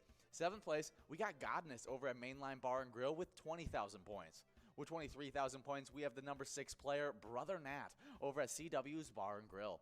5th place, it's Bowl over at Corner Bar and Goodhue with 24,000 points. With 25,000 points, the first player in that 25,000 point club. In 4th place is Elsa over at Titan Sports Saloon.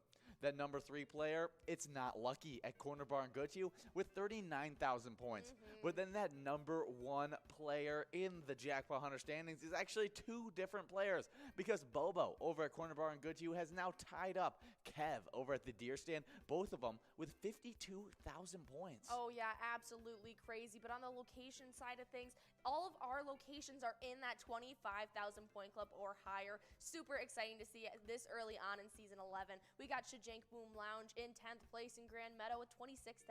9th place, we got American Legion Fridley with 28,000. With 29,000 in 8th place, we have Carboni's Pizza CR Billiards. In 6th place, we have a tie between Titan Sports Saloon in Oakdale and Country Lounge in St. Paul, both with 30,000 points. 5th place, it's Duff's Tavern on Main in Vermilion with 32,000. With 33,000 right in front of them. In 4th is the Deer Stand in Deerwood.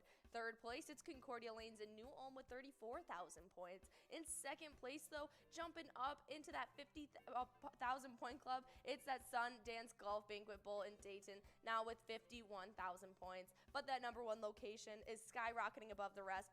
Corner Bar Goodhue reigning in first with 127,000 points. Oh yeah, well, keep on accumulating those points, locations, and players by playing that Jackpot Hunter $1 edition from 4 all the way till 6. Absolutely.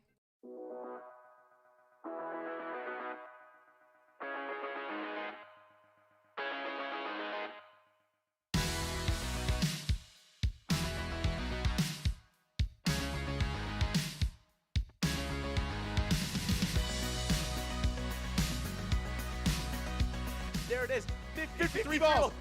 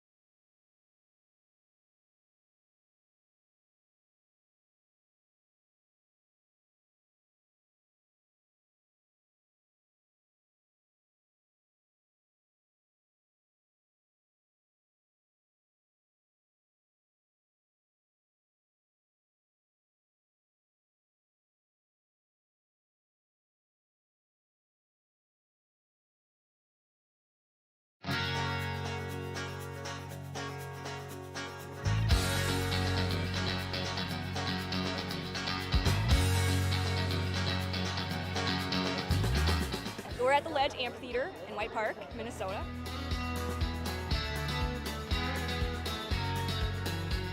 I saw the Blues Brothers 2 years ago with these guys. Blues Brothers 2 years ago was a lot of fun. Prior to that, it was the Beach Boys, and with John Stamos, it was awesome. I have never been to a PyCon event before. This is my first time, and I am loving it.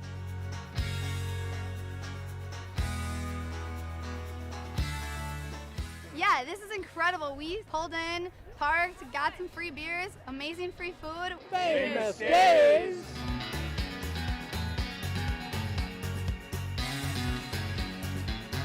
Hey everyone, Famous Dave here, smoking up the best ribs in America. Having a great time so far. We got a picture with John Randall. It's pretty awesome. John Randall is like my favorite. Skull, skull, skull, baby! Really cool seeing John Creasel. Really cool listening to him talk and his story. This is my first PyCon, and I've had a blast.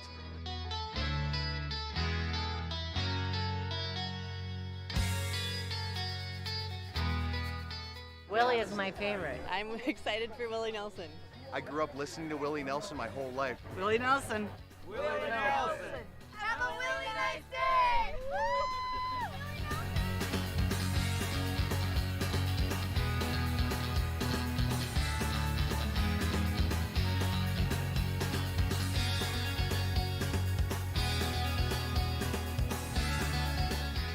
The entertainment, the people watching, cocktails, t-shirts. Drink and eat and be with everybody. Fabulous experience. Either way, I don't know why you would miss this. That's all I gotta say. He said we're making sure to come every year. Get your butt here, man. Get your butt here.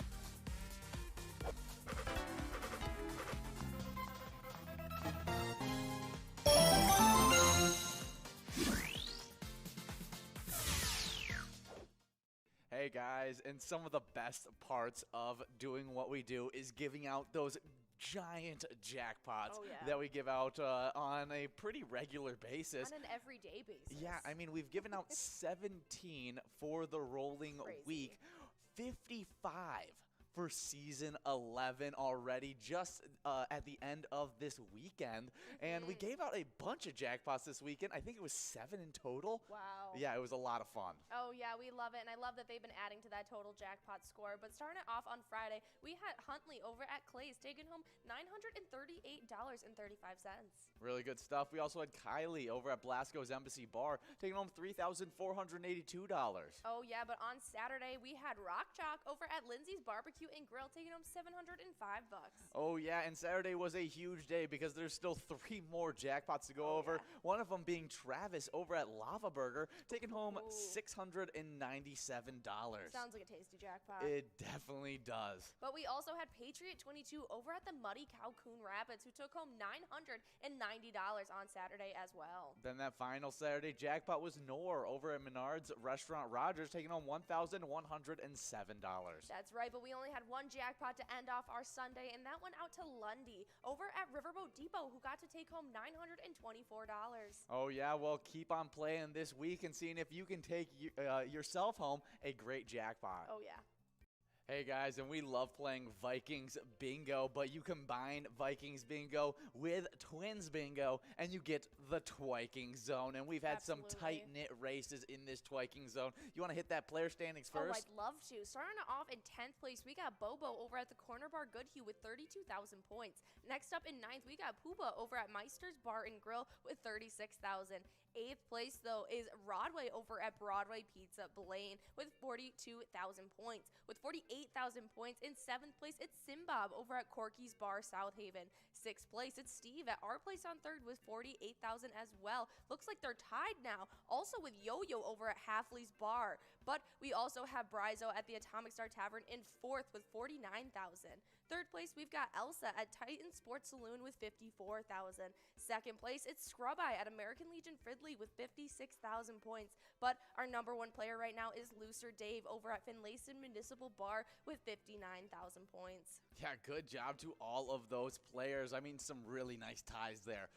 In the location side of the standings, though, in 10th place, we got Broadway Pizza in Blaine with 44,000 points. With 49,000 points in 9th place, we got Main Street Pub in Kimball. In 7th place, we got a 2-way tie between Eagles Rochester and Titan Sports Saloon in Oakdale, both with 54,000 points. With 59,000 points, we got in 6th place Atomic Star Tavern in Mankato. 5th place, it's Corner Bar and Goodhue with 60,000 points. With 69,000 points in 4th place, we got Corky's Bar South Haven. 3rd place, American Legion Fridley with 83,000 points. Now, with 98,000 points, super close to getting to that 100,000 point club, it's our place in 3rd and Faribault in 2nd place. But the number 1 location, they've been in the 100,000 point club, and they already have 172,000 points, and that location is VFW Spring Lake Park. Absolutely. We play this Vikings Bingo every single day from 12 to 1 for you guys, so make sure you guys are coming out and having some fun.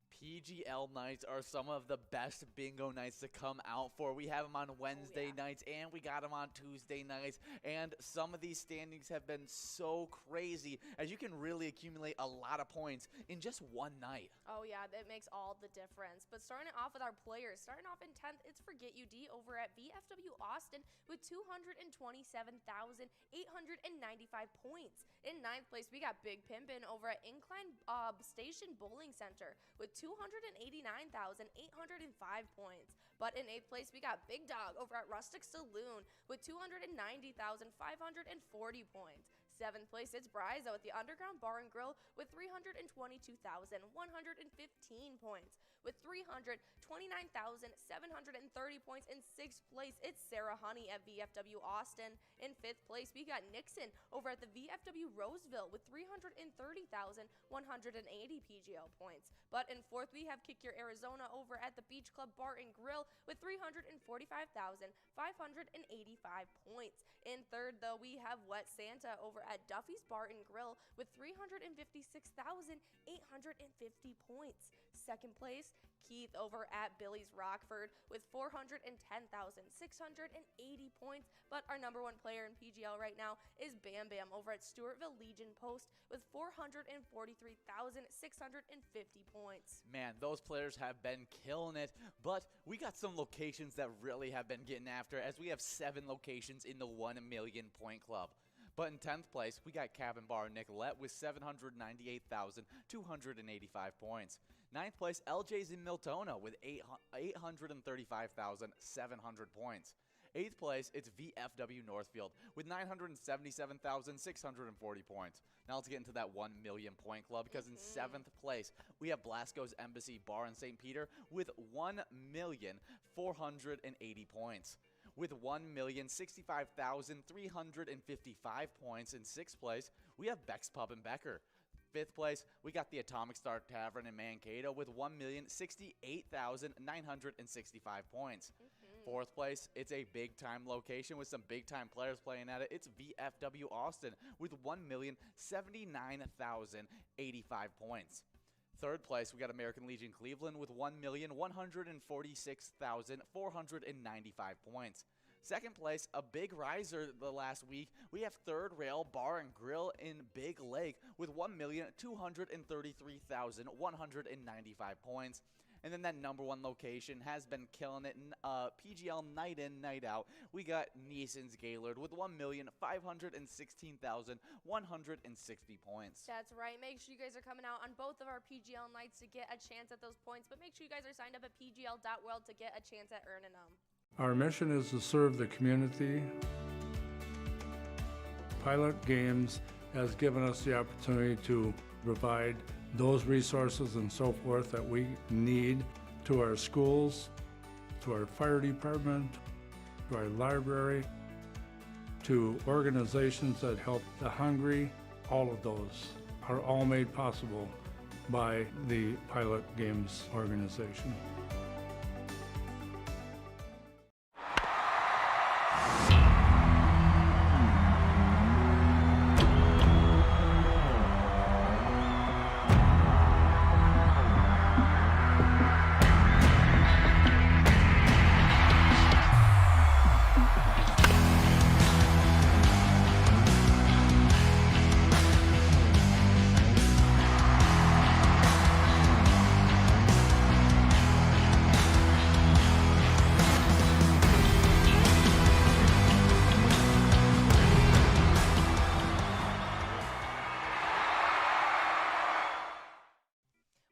Playing our Jackpot Hunter, especially with those new rules. We've been averaging 3 to 4 jackpots per broadcast. It's been a ton of fun, and that means these players have been accumulating points like crazy. They really have. And in 10th place, we have Keith over at Billy's Rockford with 16,000 points. With 18,000 points, we actually have a 3-way tie between 2A Girl over at Jimmy G's Bar, Tanker over at Shady's Railside, and Matt over at Shajank Boom Lounge, all tied up in 8th place. 7th place, we got Godness over at Mainline Bar and Grill with 20,000 points. With 23,000 points, we have the number 6 player, Brother Nat, over at CW's Bar and Grill. 5th place, it's Bowl over at Corner Bar and Goodhue with 24,000 points. With 25,000 points, the first player in that 25,000 point club. In 4th place is Elsa over at Titan Sports Saloon. That number 3 player, it's Not Lucky at Corner Bar and Goodhue with 39,000 points. But then that number 1 player in the Jackpot Hunter standings is actually 2 different players, because Bobo over at Corner Bar and Goodhue has now tied up Kev over at the Deer Stand, both of them with 52,000 points. Oh yeah, absolutely crazy. But on the location side of things, all of our locations are in that 25,000 point club or higher. Super exciting to see it this early on in season 11. We got Shajank Jank Boom Lounge in 10th place in Grand Meadow with 26,000. 9th place, we got American Legion Fridley with 28,000. With 29,000 in 8th place, we have Carboni's Pizza CR Billiards. In 6th place, we have a tie between Titan Sports Saloon in Oakdale and Country Lounge in St. Paul, both with 30,000 points. 5th place, it's Duff's Tavern on Main in Vermilion with 32,000. With 33,000 right in front of them. And 4th is the Deer Stand in Deerwood. 3rd place, it's Concordia Lanes in New Ulm with 34,000 points. In 2nd place, though, jumping up into that 50,000 point club, it's that Sundance Golf Banquet Bowl in Dayton, now with 51,000 points. But that number 1 location is skyrocketing above the rest. Corner Bar Goodhue reigning in first with 127,000 points. Oh yeah, well, keep on accumulating those points, locations, and players by playing that Jackpot Hunter $1 edition from 4 all the way till 6. Absolutely.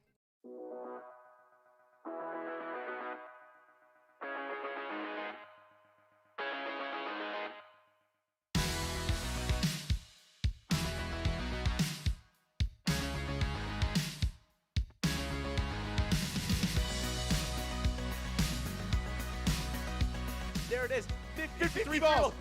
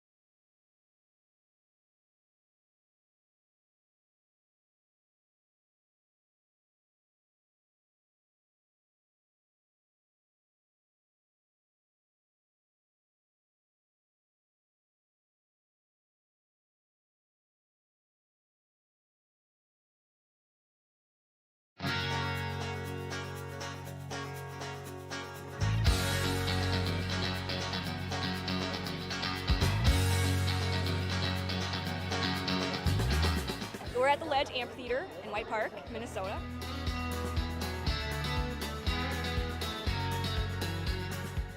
I saw the Blues Brothers 2 years ago with these guys. Blues Brothers 2 years ago was a lot of fun. Prior to that, it was the Beach Boys, and with John Stamos, it was awesome.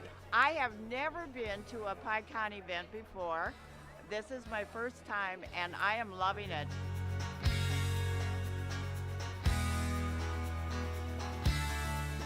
Yeah, this is incredible. We pulled in, parked, got some free beers, amazing free food. Famous Days!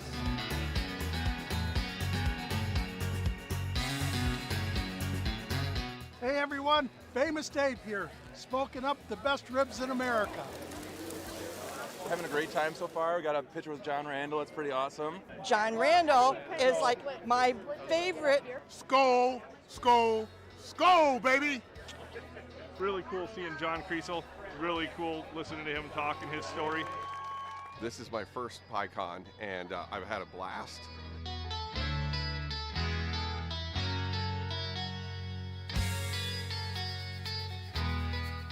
Willie is my favorite. I'm excited for Willie Nelson. I grew up listening to Willie Nelson my whole life. Willie Nelson. Willie Nelson. Have a really nice day!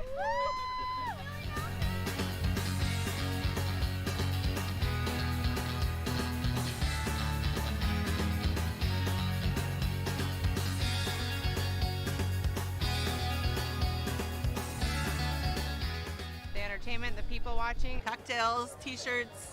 Drink and eat and be with everybody. Fabulous experience. Either way, I don't know why you would miss this. That's all I gotta say. He said we're making sure to come every year. Get your butt here, man. Get your butt here.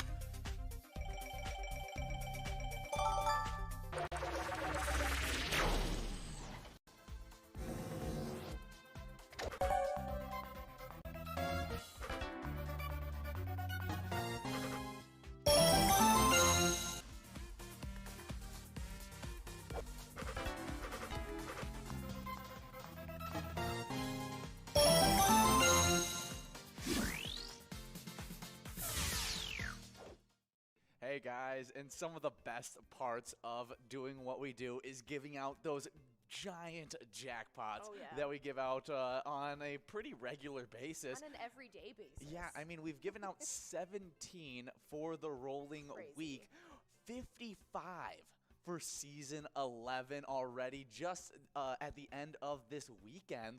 And we gave out a bunch of jackpots this weekend. I think it was 7 in total. Wow. Yeah, it was a lot of fun. Oh, yeah, we love it, and I love that they've been adding to that total jackpot score. But starting it off on Friday, we had Huntley over at Clay's taking home $938.35. Really good stuff. We also had Kylie over at Blasco's Embassy Bar taking home $3,482. Oh, yeah, but on Saturday, we had Rock Chalk over at Lindsay's Barbecue and Grill taking home $705. Oh, yeah, and Saturday was a huge day because there's still 3 more jackpots to go over. Yeah. One of them being Travis over at Lava Burger taking home $697. Sounds like a tasty jackpot. It definitely does. But we also had Patriot 22 over at the Muddy Cow Coon Rapids, who took home $990 on Saturday as well. Then that final Saturday jackpot was Nor over at Menard's Restaurant Rogers taking home $1,107. That's right, but we only had one jackpot to end off our Sunday, and that went out to Lundy over at Riverboat Depot, who got to take home $924. Oh, yeah, well, keep on playing this week and seeing if you can take yourself home a great jackpot. Oh, yeah. Hey guys, and we love playing Vikings Bingo, but you combine Vikings Bingo with Twins Bingo, and you get the Twiking Zone. And we've had some tight-knit races in this Twiking Zone. You want to hit that player standings first? Oh, I'd love to. Starting off in 10th place, we got Bobo over at the Corner Bar Goodhue with 32,000 points. Next up in 9th, we got Pooba over at Meister's Bar and Grill with 36,000. 8th place, though, is Rodway over at Broadway Pizza Blaine with 42,000 points. With 48,000 points in 7th place, it's Simbob over at Corky's Bar South Haven. 6th place, it's Steve at our place on 3rd with 48,000 as well. Looks like they're tied now. Also with Yo-Yo over at Halfley's Bar. But we also have Brizo at the Atomic Star Tavern in 4th with 49,000. 3rd place, we've got Elsa at Titan Sports Saloon with 54,000. 2nd place, it's Scrub Eye at American Legion Fridley with 56,000 points. But our number one player right now is Looser Dave over at Finlayson Municipal Bar with 59,000 points. Yeah, good job to all of those players. I mean, some really nice ties there. In the location side of the standings, though, in 10th place, we got Broadway Pizza in Blaine with 44,000 points. With 49,000 points in 9th place, we got Main Street Pub in Kimball. In 7th place, we got a 2-way tie between Eagles Rochester and Titan Sports Saloon in Oakdale, both with 54,000 points. With 59,000 points, we got in 6th place Atomic Star Tavern in Mankato. 5th place, it's Corner Bar in Goodhue with 60,000 points. With 69,000 points in 4th place, we got Corky's Bar South Haven. 3rd place, American Legion Fridley with 83,000 points. Now, with 98,000 points, super close to getting to that 100,000 point club, it's our place in 3rd and Faribault in 2nd place. But the number one location, they've been in the 100,000 point club, and they already have 172,000 points, and that location is VFW Spring Lake Park. Absolutely. We play this Vikings Bingo every single day from 12 to 1 for you guys, so make sure you guys are coming out and having some fun.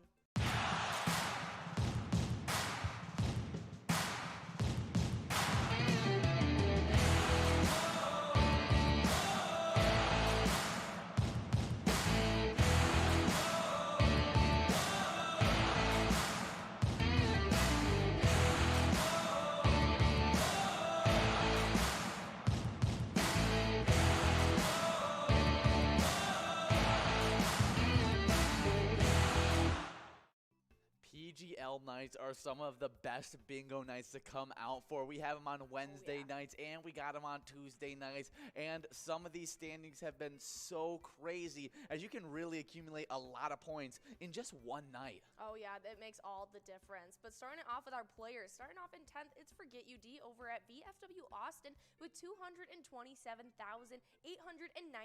points. In 9th place, we got Big Pimpin' over at Incline Station Bowling Center with 289,805 points. But in 8th place, we got Big Dog over at Rustic Saloon with 290,540 points. 7th place, it's Brizo at the Underground Bar and Grill with 322,115 points. with 329,730 points. In 6th place, it's Sarah Honey at VFW Austin. In 5th place, we got Nixon over at the VFW Roseville with 330,180 PGL points. But in 4th, we have Kick Your Arizona over at the Beach Club Bar and Grill with 345,585 points. In 3rd, though, we have Wet Santa over at Duffy's Bar and Grill with 356,850 points. 2nd place, Keith over at Billy's Rockford with 410,680 points. But our number 1 player in PGL right now is Bam Bam over at Stewartville Legion Post with 443,650 points. Man, those players have been killing it, but we got some locations that really have been getting after, as we have 7 locations in the 1 million point club. But in 10th place, we got Cabin Bar Nicolette with 798,285 points. 9th place, LJ's in Miltona with 835,700 points. 8th place, it's VFW Northfield with 977,640 points. Now let's get into that 1 million point club, because in 7th place, we have Blasco's Embassy Bar in St. Peter with 1,480 points. With 1,065,355 points in 6th place, we have Beck's Pub in Becker. 5th place, we got the Atomic Star Tavern in Mankato with 1,068,965 points. 4th place, it's a big-time location with some big-time players playing at it. It's VFW Austin with 1,079,085 points. 3rd place, we got American Legion Cleveland with 1,146,495 points. 2nd place, a big riser the last week, we have 3rd Rail Bar and Grill in Big Lake with 1,233,195 points. And then that number 1 location has been killing it in PGL night in, night out. We got Neeson's Gaylord with 1,516,160 points. That's right. Make sure you guys are coming out on both of our PGL nights to get a chance at those points. But make sure you guys are signed up at pgl.world to get a chance at earning them. Our mission is to serve the community. Pilot Games has given us the opportunity to provide those resources and so forth that we need to our schools, to our fire department, to our library, to organizations that help the hungry. All of those are all made possible by the Pilot Games organization.